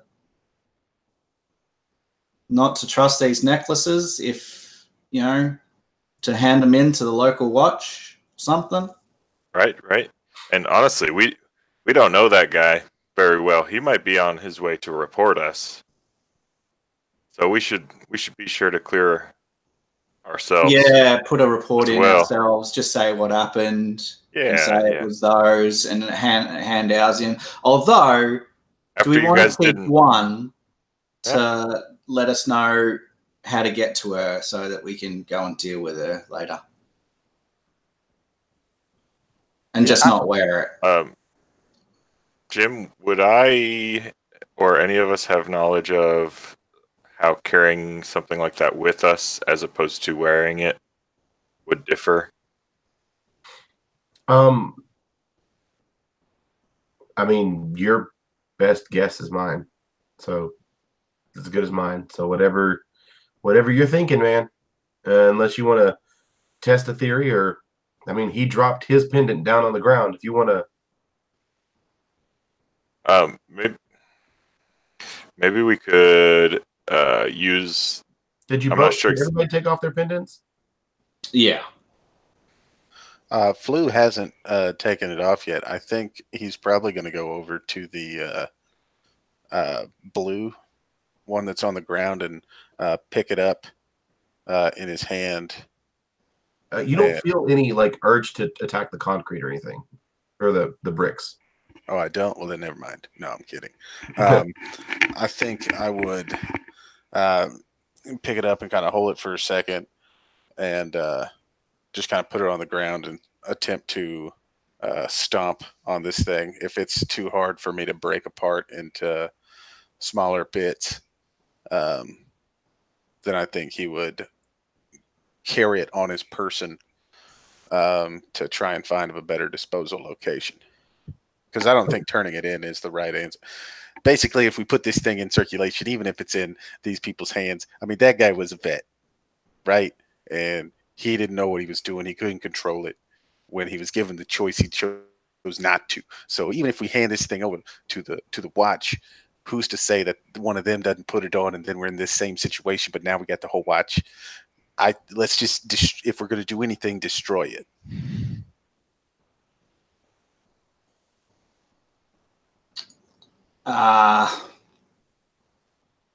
Well, we can destroy what the ones we have. Maybe we show the Watch one though, and they can have a description of it so that they can try and, find more of them and destroy them, right? Like, if anyone else has them, at least we should give them a description of it so that they know what they're dealing with. Because more people in the town are going to be afflicted like this. Maybe we should send them to Zilch. That's in the bag. That's exactly what I was thinking. And with a note, definitely with a note explaining that it's dangerous. Well, I could only send one thing through at a time. Oh, okay. Well, I don't know. Is there a river nearby we can toss them in? Yeah, wrap it in paper. Yeah. What does this thing? Someone referencing this person as a mad witch.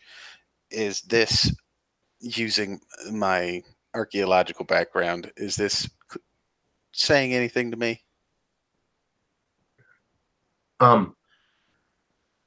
Make a let's say it's an intelligence check that you have proficiency in. Like a history check? Yeah. Because I do have proficiency in it. No big deal.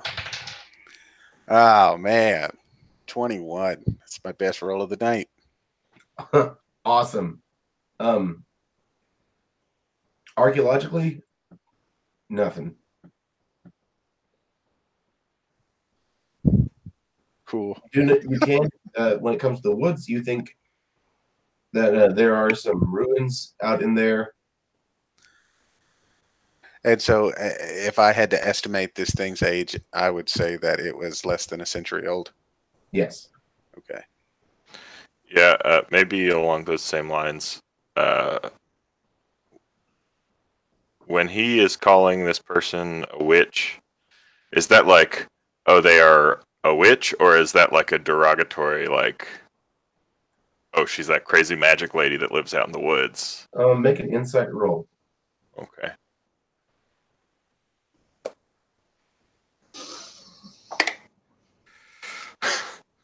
That is a 1.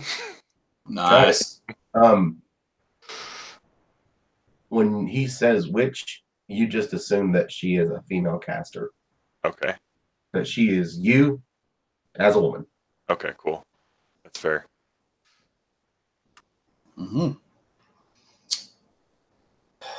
So then what are you guys going to do now? Here, I'll do this. Let's take a 5-minute break. And when we come back, we'll see what the next steps are. Sure. Sounds good. Cool.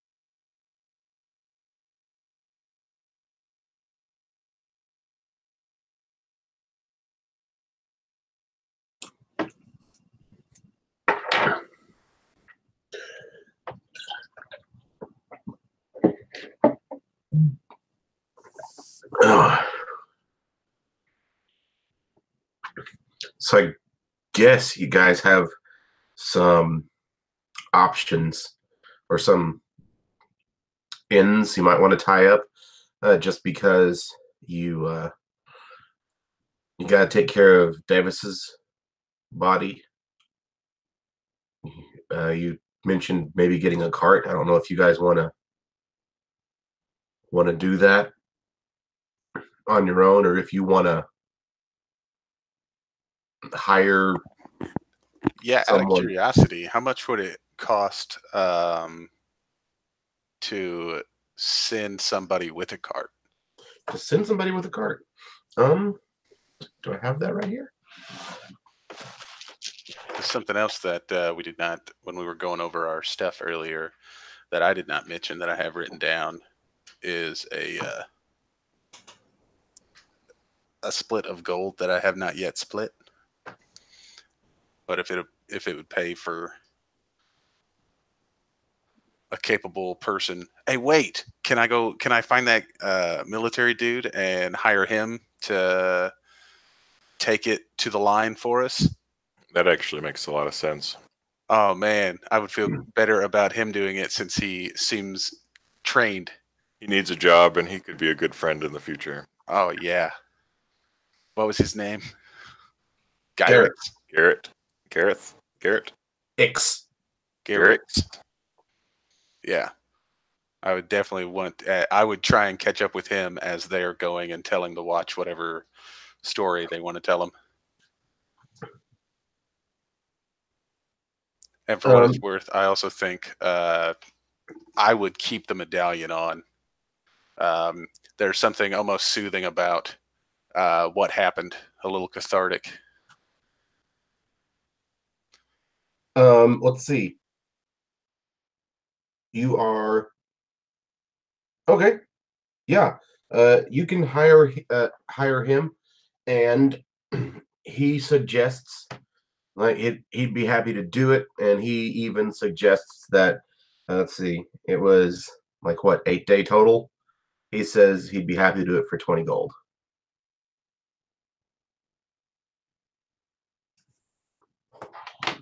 He even throws in, if you guys got a cart, he knows how to drive one.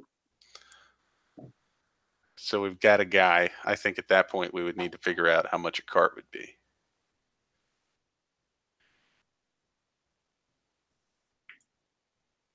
It's evening, right? Yeah. Could I just make the plan to meet with him by the stables tomorrow? Yeah. Cool. So yeah, I would say after breakfast. Cool. And then what are you guys going to do then now? That gives me time to look that up while you guys do, or in between what you guys are going for. Cool. So then what are you doing now?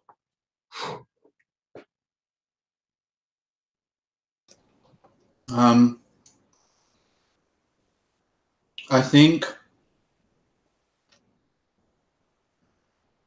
for Quinn, he understands the Flu's concerns in regards to if these necklaces were worn by anyone. And he agrees that they should be destroyed. But he also wants to provide one, his, to the City Watch to put away, maybe in like a glass case, so that they could see it and know what they're looking for, but not wear it. So I think that that's what he would do when he went back to the City Watch, is he would report what happened, that there was 2 colors of one of these things. He would give in his to them and say, do not put it on. It could force you to attack citizens that are wearing the opposite color. And provided as evidence for them, if they see the same one, to confiscate them, and maybe for them to be able to make up a notice about it to circulate amongst the populace if they deem that necessary. And I would say that some of the things that have been going on in the town, like unsolved murders or things like that, might be because of this.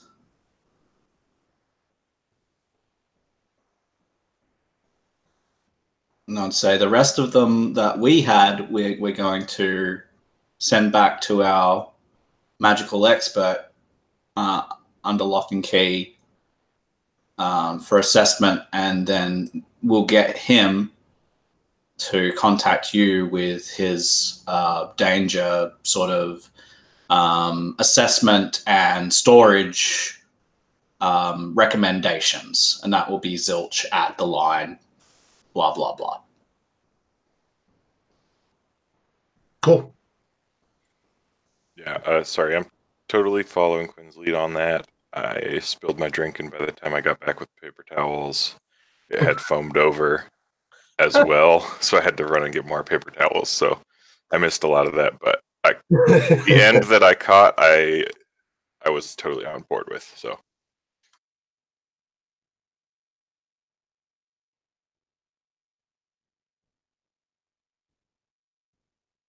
so then that's not gonna take a lot of time. You're easily able to leave them. Let's say that you're easily able to leave them yours, Quinn, and you can send Dins through the bag.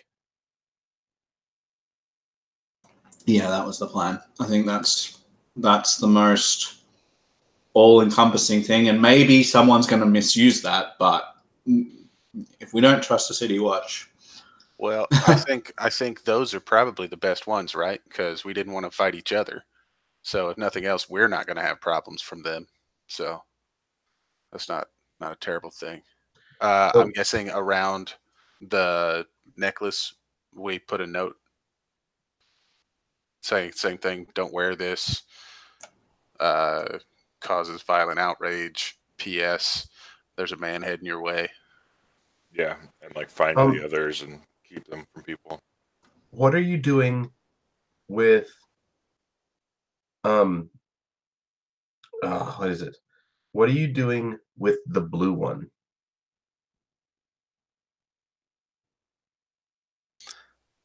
I think technically I have it. So I'm holding on to it right now. Yeah, Flu took it. I'm wearing the red one and I have the blue one in my pocket.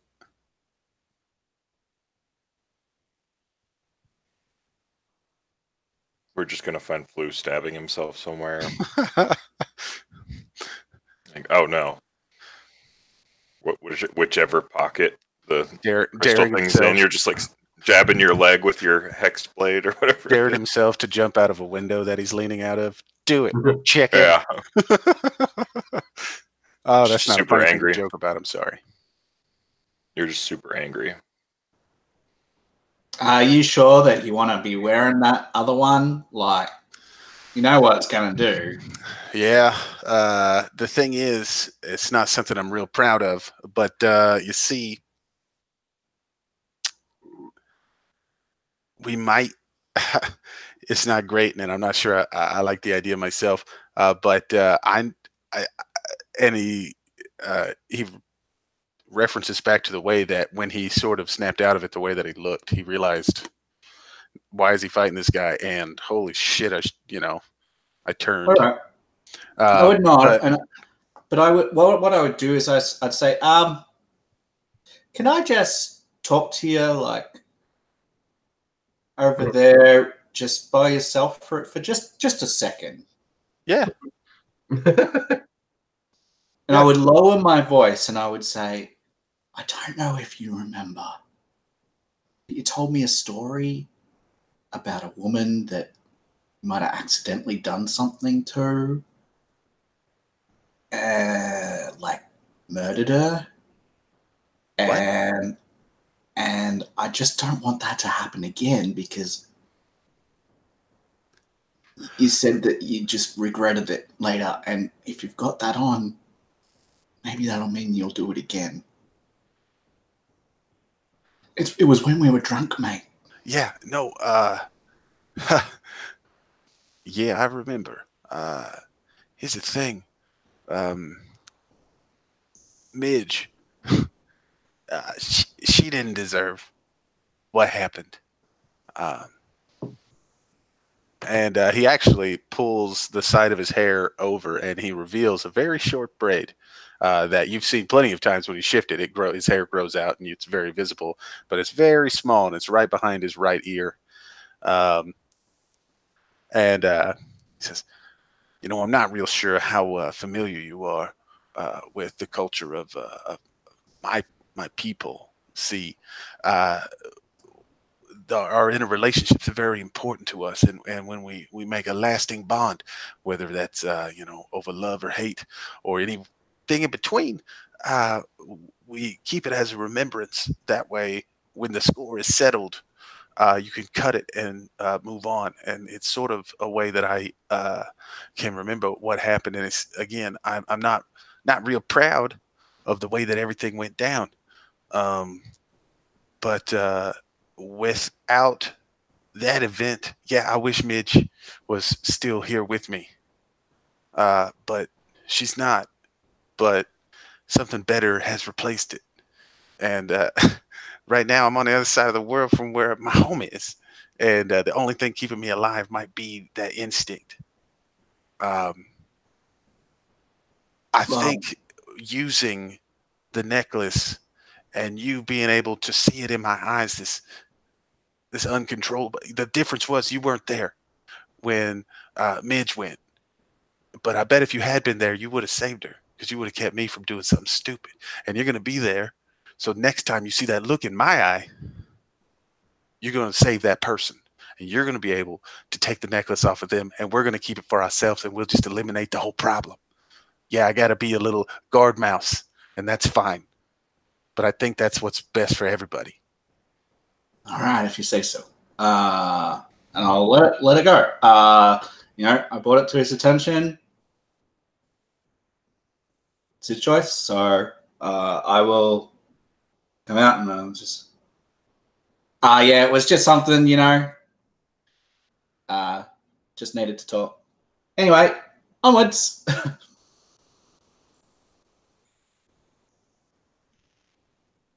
All right, so should we go to Sideways? To Legan Sideways?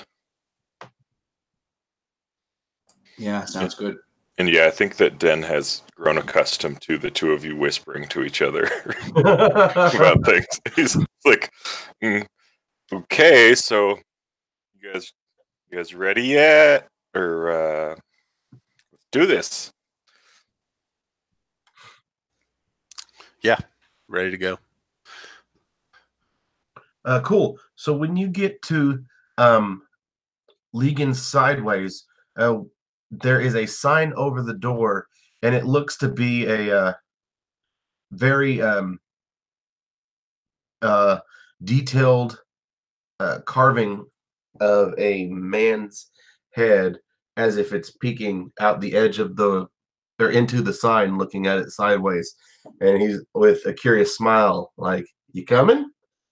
And then upon entering Legan Sideways, you see a room full of people. The bar is set up on the far side of the room. It is a wide room left to right, probably about 20 feet side to side. However, it's only about 10 foot deep. Tables are cramped. There are benches up against the wall. The bar is full, and people seem to be enjoying themselves. This is a place of good times. I think Flu looks down at Quinn. He's like, all right, maybe like in here, maybe when we're not working. And he'll take the red necklace off because he does not want to start a big bar fight. And looking around the room, in here it's mostly humans. There are some halflings, but none of them seem to be tribal. You do see some gnomes. There's an orc and a half orc having a conversation. But for the most part, it is men and female and male humans. And then at the bar, um, there is a very pleasant looking half elf that is serving people very quickly. And then you watch as it like he's just bobbing behind heads, and then another one pops out, and you watch two of the men at the bar step away with drinks, and you realize there's two half elves and they're twins, and they're back there running the bar like they've been around each other their entire lives, and they are just playing off of instinctually knowing what the other is doing. As one starts a drink, walks away, the other one is finishing the drink with what was in his hand, and everybody, like, it is a party in here, and everybody is having a grand time. And then a woman comes in with food, giving nice things with her brown skirts and white blouse. Everything's super fine. Another man is over there really just standing up tall. And you watch as he's mage handing drinks out to everybody just real fast. Like, this is not a common source. You've seen people use mage hand. It's not, I mean, it's common enough that you go, that's mage hand, even if you're just Quinn, who's like, I don't have spells. What are you talking about? No, you're like, he's using mage hand. Cool. But it is like an art for him. He is literally two-hand mage handing at a distance instead of a single. There are two, and he will grab one, he will toss it in the air, catch it with the other hand, and put it down, and he is throwing drinks to himself all around this entire room, never spilling a drop. And then another man comes out with food, and this man, you recognize, it is the face of the man looking sideways at you from the sign. And it's safe to assume that this is Legan.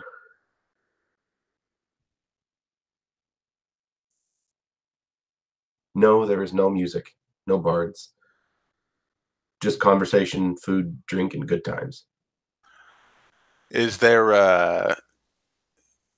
an empty spot at the bar near Legan? Legan is just working right now, serving people. There are two spots that opened up.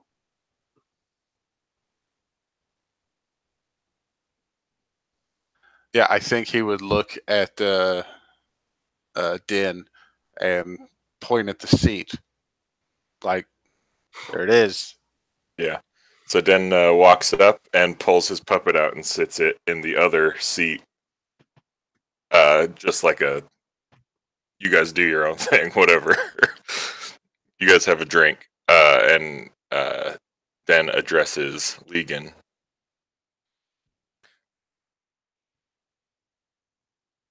Okay. Legan. Yes. That's me. What can I do for you? Oh, well, just wondering if you might have seen our friend here. How long ago was it? A week ago? There's many people in here. How many of them have their heads bashed in when they leave? Nope. Because he would have been an out-of-towner from the line. I don't have a clue what you're talking about, friend. Sorry. You want a drink? You want something to eat? Well, yeah, why would I be here if I didn't want to drink?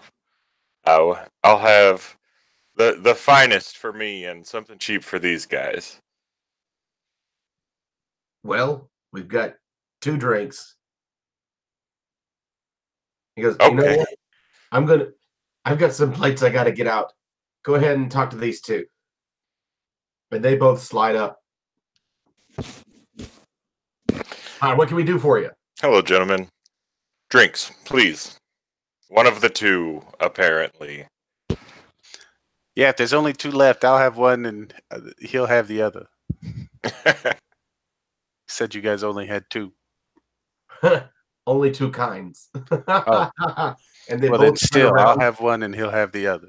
They both turn around, and in a mirror of each other, one reaches up right hand, one reaches up left hand, grabs a mug from some rails up top, pulls them both down, and they both start. They pull a lever, filling up from two different barrels. They both look over the same inner shoulder towards you. Close it and pass it off. Put one of each in front of you. Is this like a left Twix, right Twix thing, or is there an actual difference? What? You know what I'm saying. He's like, he goes, actually, my name's Reese and his name is Mars. You guys, is this your bar? No. Nope. Oh, is this your bar? Just talk to Lee. So I think Den wants to know. He says, "You guys look like real pros. The serving comes easy to you, so you must see a lot of people come through. Do you remember a face?" Maybe. If they're a regular, I remember him. What do you think, Reese? Like, if he comes to the bar anytime, I definitely am going to remember him. How about you know names, I remember faces. It's just the way that we work. How about someone? It's the only thing about us. It's really different. How about the man who was only here once and then died outside a week or so back? And Mars goes, I don't recall anybody coming in and then dying. Reese, what do you think? And Reese is still over there shaking up the drink, making it a little bit spicier, adding some flavor into it, and goes, no. I mean, he goes, now that I think about it, didn't the papers talk about a man who died outside? I don't recall him coming in, do you? Mars goes, I don't. And they both look at you and they go, sorry, in one voice. In unison. Yep. Perfect. So what do we have to drink here, guys? Reese, Mars? What are you making us? Reese goes, ale. And Mars goes, mead.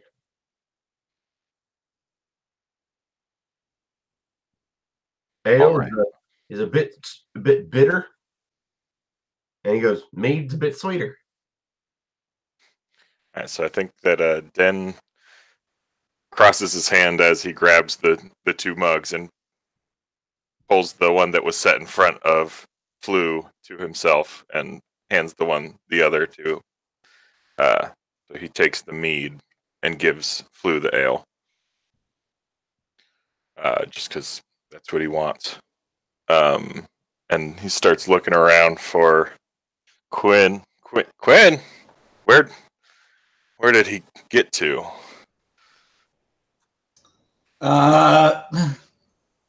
He's in the saddle. No, let's say that Quinn is just sort of making his way around. He's saying hi to random folk. G'day, how you going? What's news? What's going on around town? He's just, making small talk. You can hear his accent, moving from table to table more than seeing him. You don't really even see him. You just sort of see people looking down at the table, behind them, just trying to talk to him. He's just, moving around.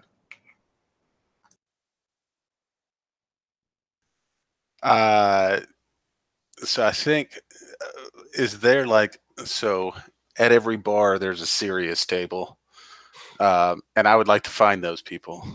Okay. Kind of looking around, people who are maybe not like laughing and joking as much, but maybe like leaning back in their chair as if they just proved a point or something like that.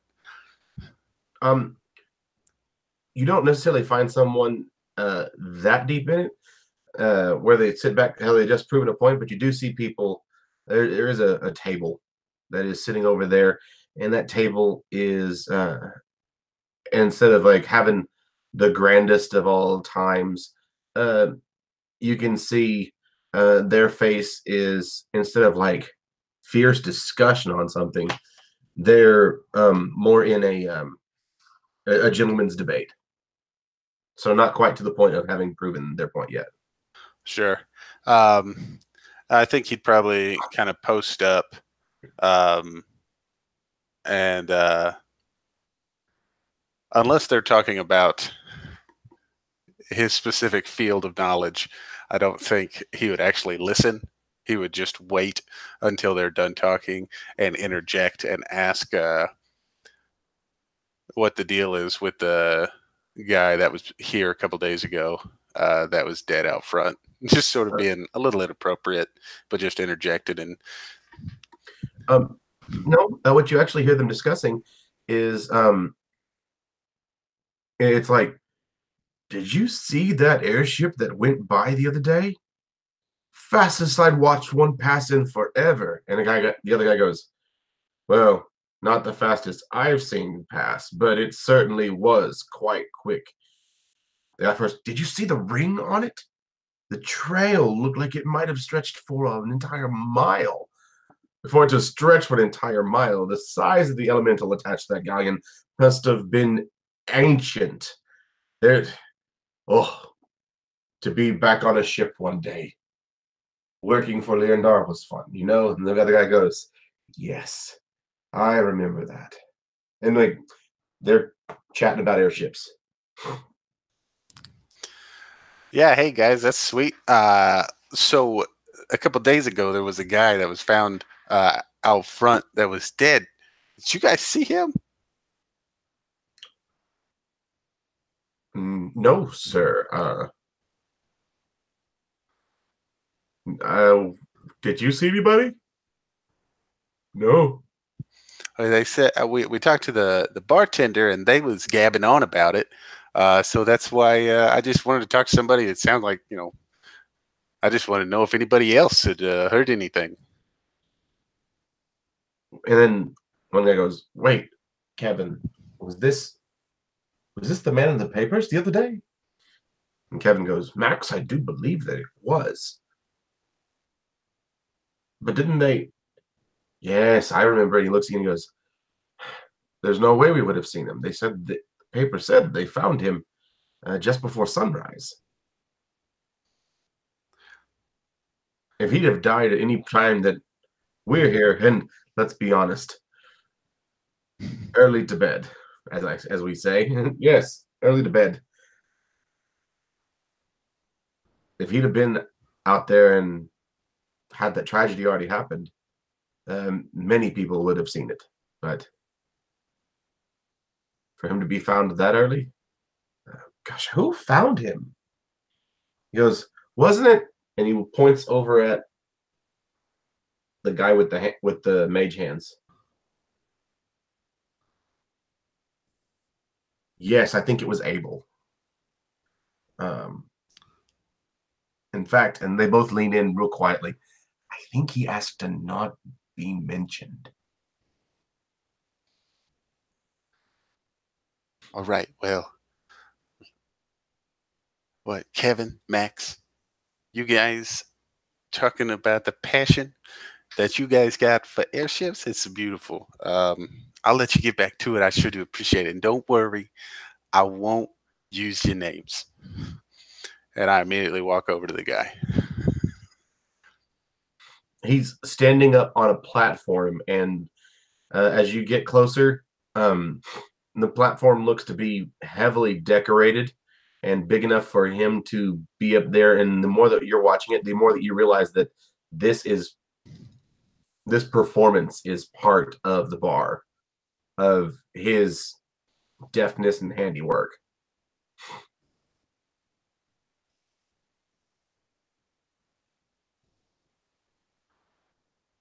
And Quinn and Den, you watch Flu stand up and start moving across the tavern.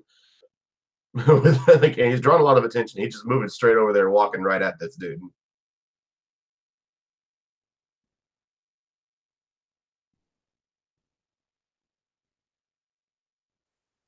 I think Den's just thinking to himself, at least he took the necklace off. There's a This will hat be- at the man's feet. And you can see that it's got some, it's got a lot of copper in it, a couple pieces of silver, and he's continuing to just do the entire the tricks with all the drinks and glasses as he's tossing them from hand to hand, spinning them in the air, catching the drops, putting them back down. And he's not even paying attention to you. He's watching everything, and he goes, "Hi, hello, how you doing? Welcome to Legans. You enjoying the show?" Yeah, no, this is really cool. How long you been doing this? Oh, it's been quite a while myself. Let's see, this is my third year? In a row? You haven't gone to bed or nothing yet, eh? No, not yet. That's good. So how long do you normally work? Oh, at the busiest times, I'm on peak performance the entire time. Luckily, I'm able to. I've got quite the endurance. I can stand here. It's part of the show. I mean, it's what Ligon keeps me here for. But when business starts to slow down, I get a bit of a break, especially when the drinks, well, when they have to retap a keg. Nobody's really ordering the drinks at that point, so I can take care of that. I can, have a little bit of me time, go outside, smoke. On one of these smoke breaks, you ever come across anything real weird? He says, "Huh, no, never." Well, those two guys right over there, and he points out Kevin and Max. Just directly. Just Don't worry, I two- won't use your names. Those Yeah. two guys. Yeah, see those two guys right over there, and I hope at that same time they're looking, and he points them out. He says those two, the ones that is looking. They told me that a few days ago you came across something that was weird, made it all the way into the paper. You say, is that true?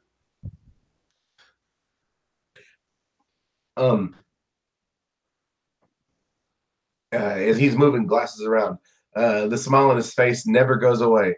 He says, "Gentlemen, I'm sorry. I do have to get back to work.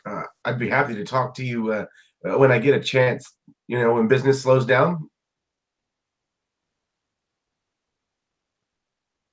We'll see what we can't do about it. And he walks over to Den. He says, "Hey, money bags."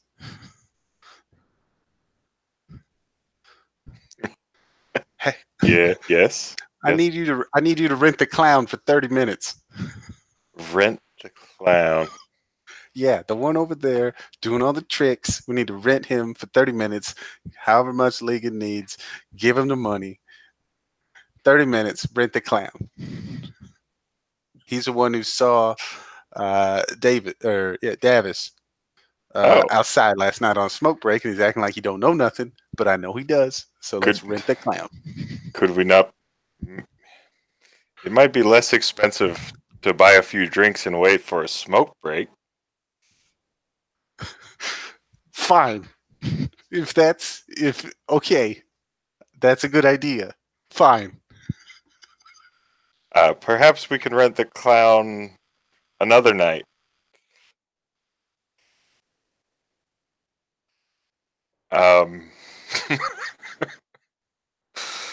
Anyway, Mars, Reese, can we get another round?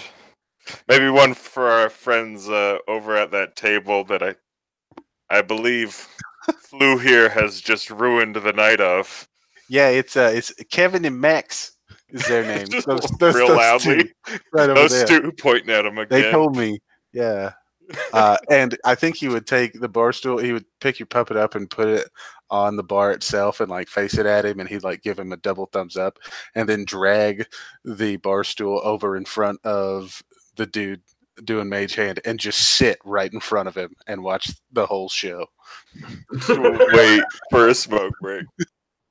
Meanwhile, Go for it, Quinn. Quinn has made it sort of halfway around the room by now. He's sort of now, after sort of making small talk with a few groups of people, is up to the table with the halflings on there. He's just like, hey, g'day, folks. The two halflings look over at you, or the halfling looks over at you. Ah, hi. How are you doing? Yeah, From I'm the doing old pretty country, good, thanks, mate. Yeah, we, had a bit of a rough showing earlier. A few scars here and there, but she'll be right, mate. Yeah, man. So, what brings you out of the plains all the way to here? This is interesting. Curious. You noticed, did you? Yeah, I suppose. Well, I guess that's a long story. I'd need to have a drink or two, but yeah, are you guys locals? Well, a bit, yeah. We're currently working here. Oh, you're working, mate. Oh, that's great. Great to hear. Be all right if I take a seat. We can have a couple of drinks. I'll shout you some, and we'll have a chat. Talk about what's been going on. Sure. What do you want to chat about? Oh, no. I can tell you about my little adventures. You can tell me about yours. There's a couple of rumors that I heard, around the streets. Man, having his head crushed in. Maybe you know something about that. Who knows? All sorts of stuff. I'm sure you hear all sorts of things. I just came into town today, so making my rounds, getting to know what's going on. The two say, well, this definitely hasn't been as interesting as it could have been. I mean, spending your time working in a Jarosco house isn't really that great. And the other one goes, speak for yourself. He pulls back his sleeve, and you can see the mark of healing about halfway up from his forearm up into his palm. And he's like, brother, I'm marked. The house found me and accepted me and brought me in, and I started from nothing. Nothing, I tell you. He looks at you and goes, this is the best thing that has happened to me. So the mark doesn't catch his eye until halfway through his sentence. And he said, and the start of his sentence before he's seen the mark is, oh, yeah, House Daraska. I don't know much about them. That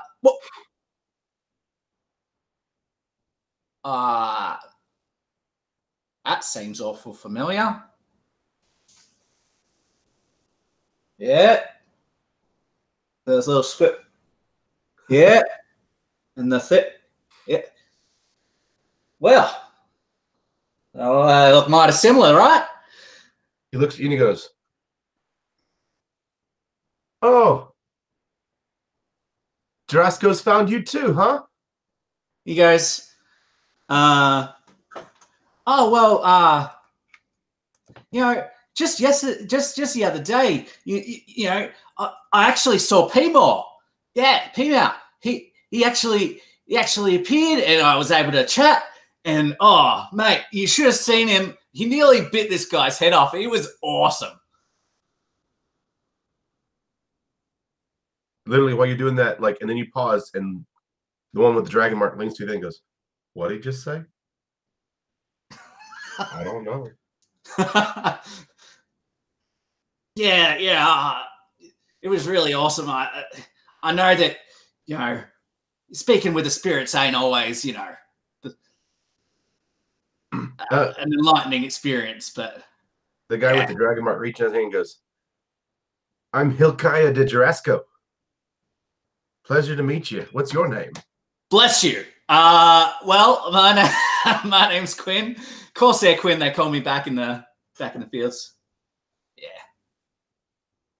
Corsair Quinn. Yeah. And I don't know what what's that word you used? Jurassica? Yeah. I don't know what that is, mate, but good on ya, I suppose. How do you not know who the Jurassicos are? It's one of the dragon-marked houses. Dragon-marked houses. Is that like, you know, if a dragon flies over and poops on it or something? No, or... like, no one was like, first he's like, you've seen a dragon? Wait, no. No, mate, but I heard of them. But, no, it's one of the 12 most powerful families in all of Corvair. Like, the Healers Guild. I mean, if you say so, mate, that's cool. If you're part of that, then all power to you, I suppose. Yeah.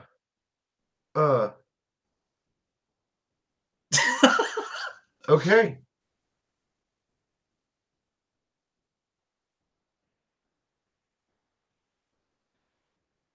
Corsair Queen, you said? Yeah, mate, that's what they call me back home. And you're from the plains? Yeah, here and there, mate. You know, as with most folk, we travel a bit, but just like where we settled for most of my life was just over to was on the sort of western side. Yeah, northwest. Yeah, sort of close to. Well, oh, okay. I haven't traveled that far, mate. I'm not that far south. Yeah, so I see. So you left looking for the house. Well, this is the first I heard about the house, mate. But I mean, if the house is good, I mean, do they have drinks? He doesn't know what we're talking about, does he? Not one bit. I mean, I just told you, this is the first time I heard about a house. What do you call it? Dragon marked, right? Cool. You know the whole war, and I mean you're right in the middle of Karnath. The mark of the Sentinel is here. Sentinel. Is he like the dragon that marked you then? Oh, this guy is funny. Here. And he goes, Mars 2. Yeah, I think we need a round of drinks. Yeah, make it 2 rounds. Yeah, I think so that you can know. Then, leading to the drinks, Den, both of the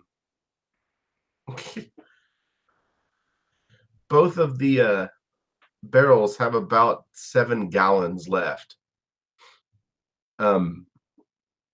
which comes down to let's see, a total of 2 gold, 8 silver to buy 7 gallons of the remaining alcohol in these barrels. I think Flu is over in front of the guy, and he just has like half a beer, and he just pours it out in front of him, and walks is aggressively close to him, and then pours it out and says, "I'll be right back," and goes back over to the bar. And another one for my friend. To put this into perspective, a mug of ale or mead is about 4 copper, and a gallon is 2 silver. So, I mean, if you want to buy rounds for the whole place, be my guest. 2 gold, 8 silver. Let's get some bar fights going. Let's just get everybody drunk. Gonna get drunk. Rent the clown.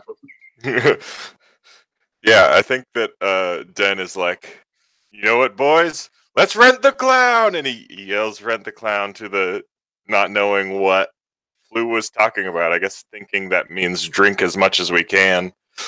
And yeah, Den's gonna just here's a round on me for everyone, and maybe another, and maybe another, and get the whole room drunk. Yeah, everybody's real excited. Everybody's super excited for the drinks, and immediately people start ordering or start getting their mugs refilled. And, yeah. And I think Den and Flu are just pouring them out onto the floor at this point. Like, we cannot keep drinking this much. Yeah, someone comes up, he hands one off, dumps the other one out, and hands one off and drops the other one. Flu is just dumping beer onto those guys' table, like over his shoulder. Dumping all of this beer out now. Legan comes out, and he has been like super excited that people are like, this much money is being spent right now, and he sees that you're just pouring it out. And this one is for the homies. No, what are you doing? Why are you wasting this? Like, hey, what are you doing? You listen. My friend said to rent the clown, and we are gonna rent the clown. What's the clown?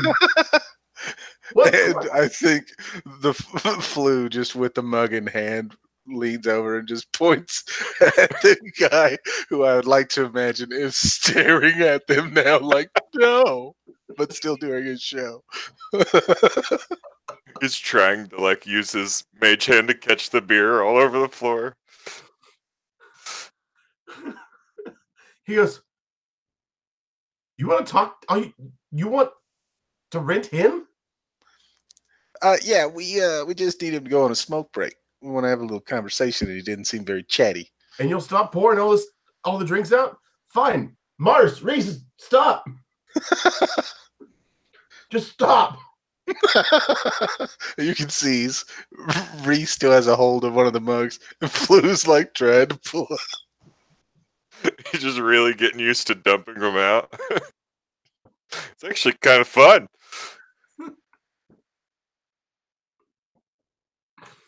He goes, you, smoke break, now.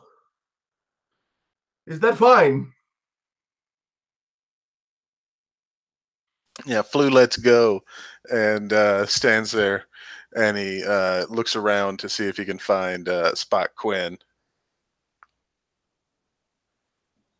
Yeah, Quinn's over at a table of halflings who are just looking at him like he's some sort of alien. I think he would say, yeah, everything's good. And he'd come over and tell you that there's an opportunity if he's interested.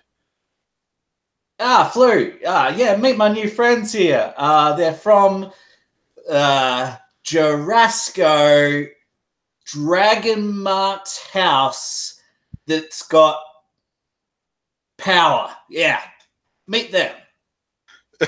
And I think Flu just immediately looks up and kind of reaches out and says, which house?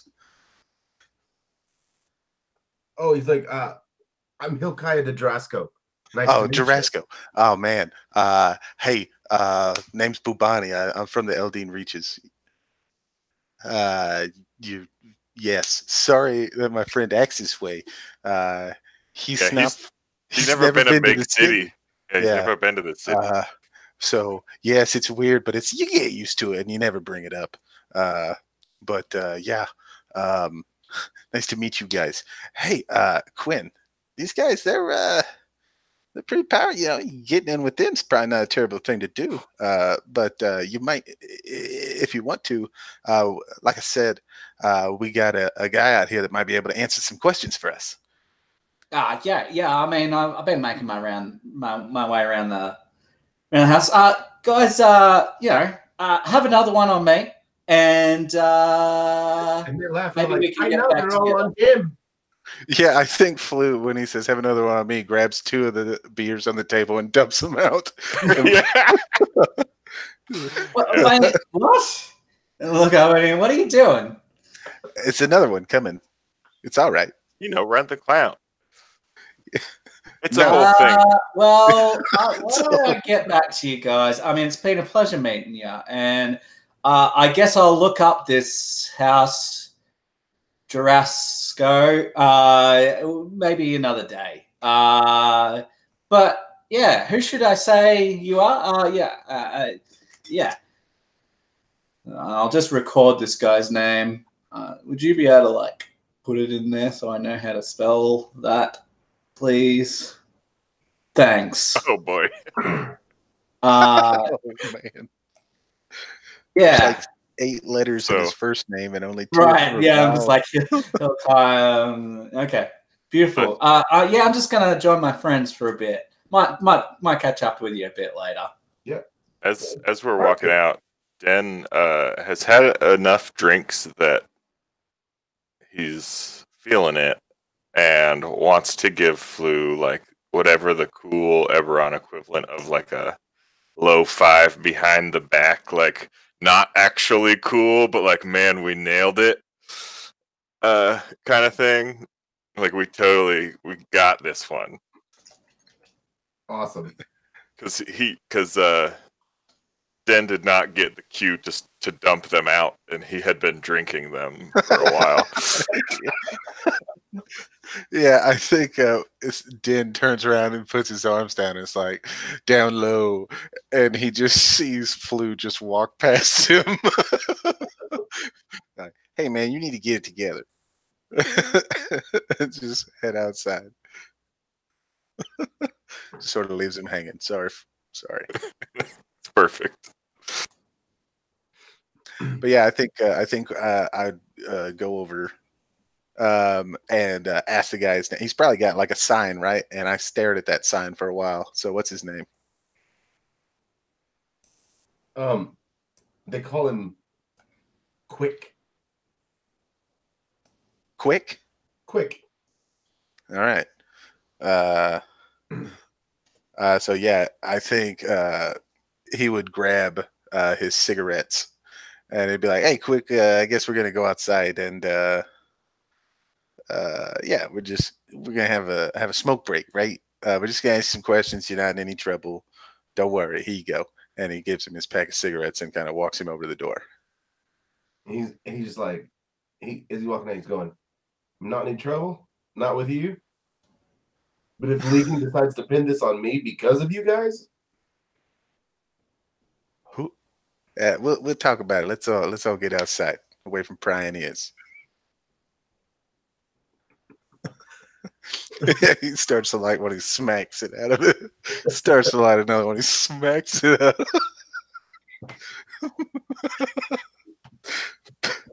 Bad cop, bad cop. But anyway, so yeah, I think we kind of get him outside and let him light up or whatever, and say, "So the guy that you found out here with the trauma to the head, it was early. It was before opening, right before dusk. Am I right? Or dawn? Excuse me." yeah, right before dawn. We had just closed, finished cleaning up. Oh, and I was on my way out. Saw this man stumbling, and he gestures toward back down the road with his cigarette hand. He goes, "Saw him just kind of stumbling through. Not drunk, but tired, or I don't know, weak, something like that." And he out of nowhere, coming from, and he looks around and he points down another one of the side roads. He goes, just barreling through, just 5 people. I say people because I have no idea who they were and no idea what they look like. all I did was watch them run and go away down the alley or down the road. And one of them bumped into the man. And the guy who bumped into him, like, grabbed the man and, like, treated him like it was his fault and threw him up against the wall. And he didn't move after that. I went back inside, did my last, checked out with Legan, came back. Guy was still laying there. No sign of the other people. But man, whoever those other people were, they took off fast. That guy was dead. Had his like skull crushed in.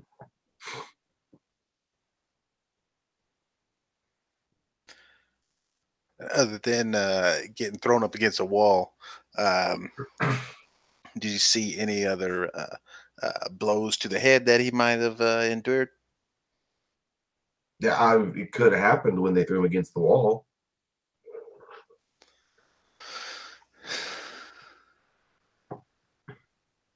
And you never seen anything like that on smoke break before? No, not on a smoke break, never. You seen it under any other conditions? No. I've never watched another man get murdered.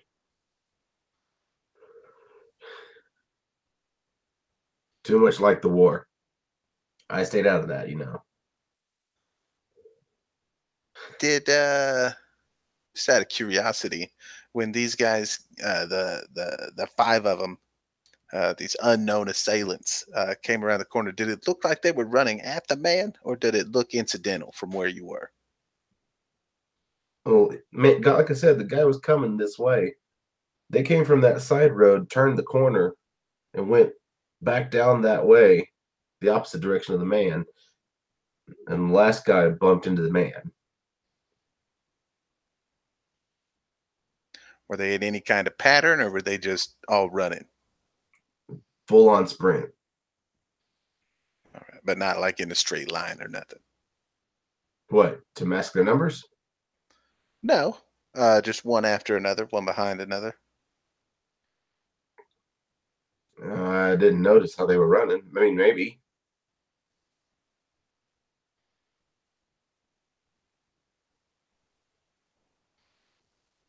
All right. What do you guys think? You got anything you want to ask this guy? How much to rent the clown? Why do you guys keep saying that? I called you a clown, okay? You're an entertainer, you're a funny guy, you're dribbling, you're doing jugglings. I called you a clown. I felt like you was holding information back, and I'm sorry. But now this guy has had too much to drink, and it seems to be all he can think about. So I apologize. Oh, okay. Okay. So what did you see any glowing necklaces when those guys were fighting?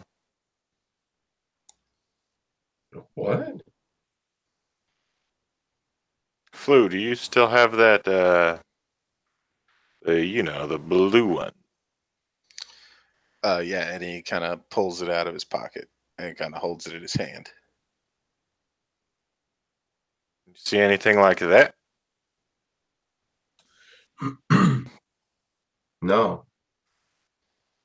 What do you mean? Is that important? I mean, Well, I thought it was, but it may still be. We don't know. That's why we're asking. It's just questions. What? It was you had smoke break that night, so it must not have been raining. What was the weather like?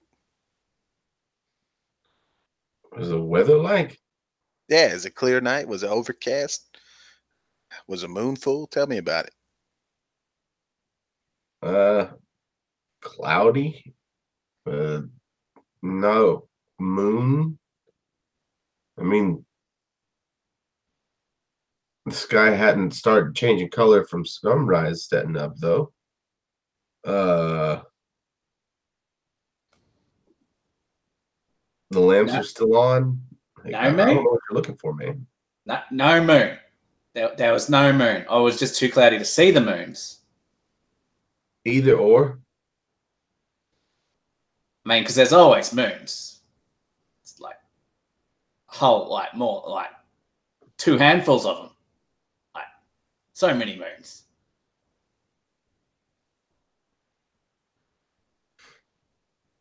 Well, there wasn't a moon for me to see. Right. Gotcha.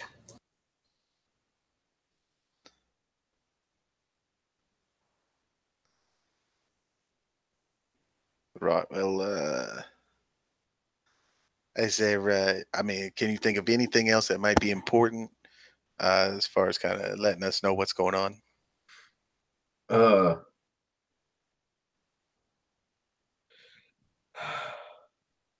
We're just here to help. See, the thing is, we're actually from where that man was from, and we're just trying to find out what happened to him. We know his kids, uh, and we just want to make sure that we can give him the best story we can. make a persuasion roll. Ooh, I think this is a 19. Let me look. 18. Sorry. Gotcha. Okay. he he looks at you and goes, I don't know. It seems like you guys are grasping at straws, trying to find some sort of connection. I mean, if you think that there's some random connection about it, I mean,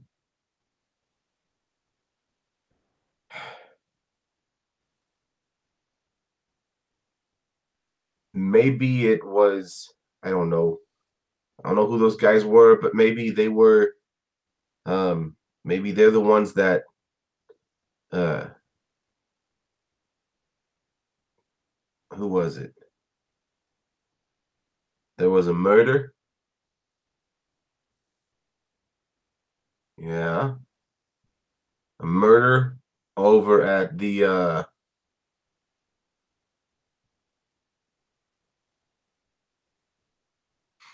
okay. Um there's been a murder in the Rich Quarter at the Steely House.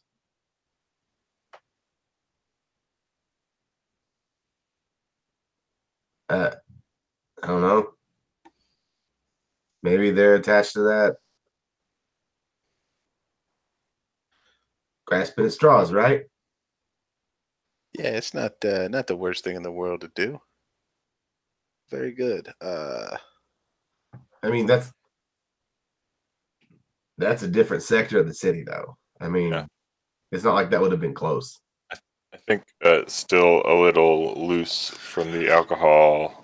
Den's gonna ask, like, conspiratorially, is that where the fist is? You know, the fist.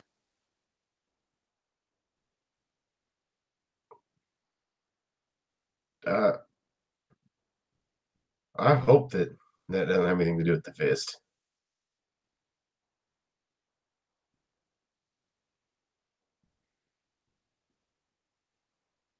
I really hope that has nothing to do with the fist.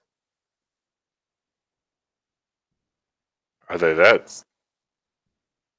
Are they that scary? They've been known to shake up some things. I mean, they really gonna hit up something. They're gonna make somebody hurt. They don't play nice. I mean, there's a reason that the town guard and the watch hasn't taken care of it yet. They're not a small organization.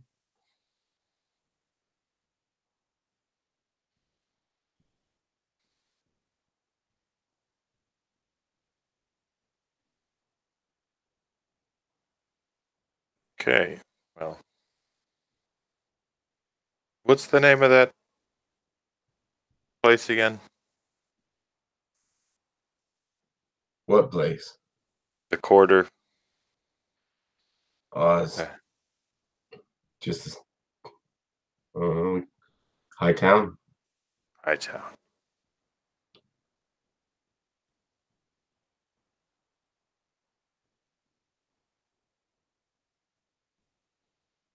All right. Well, the name is Garrick's. Be sure to put all those drinks on my tab.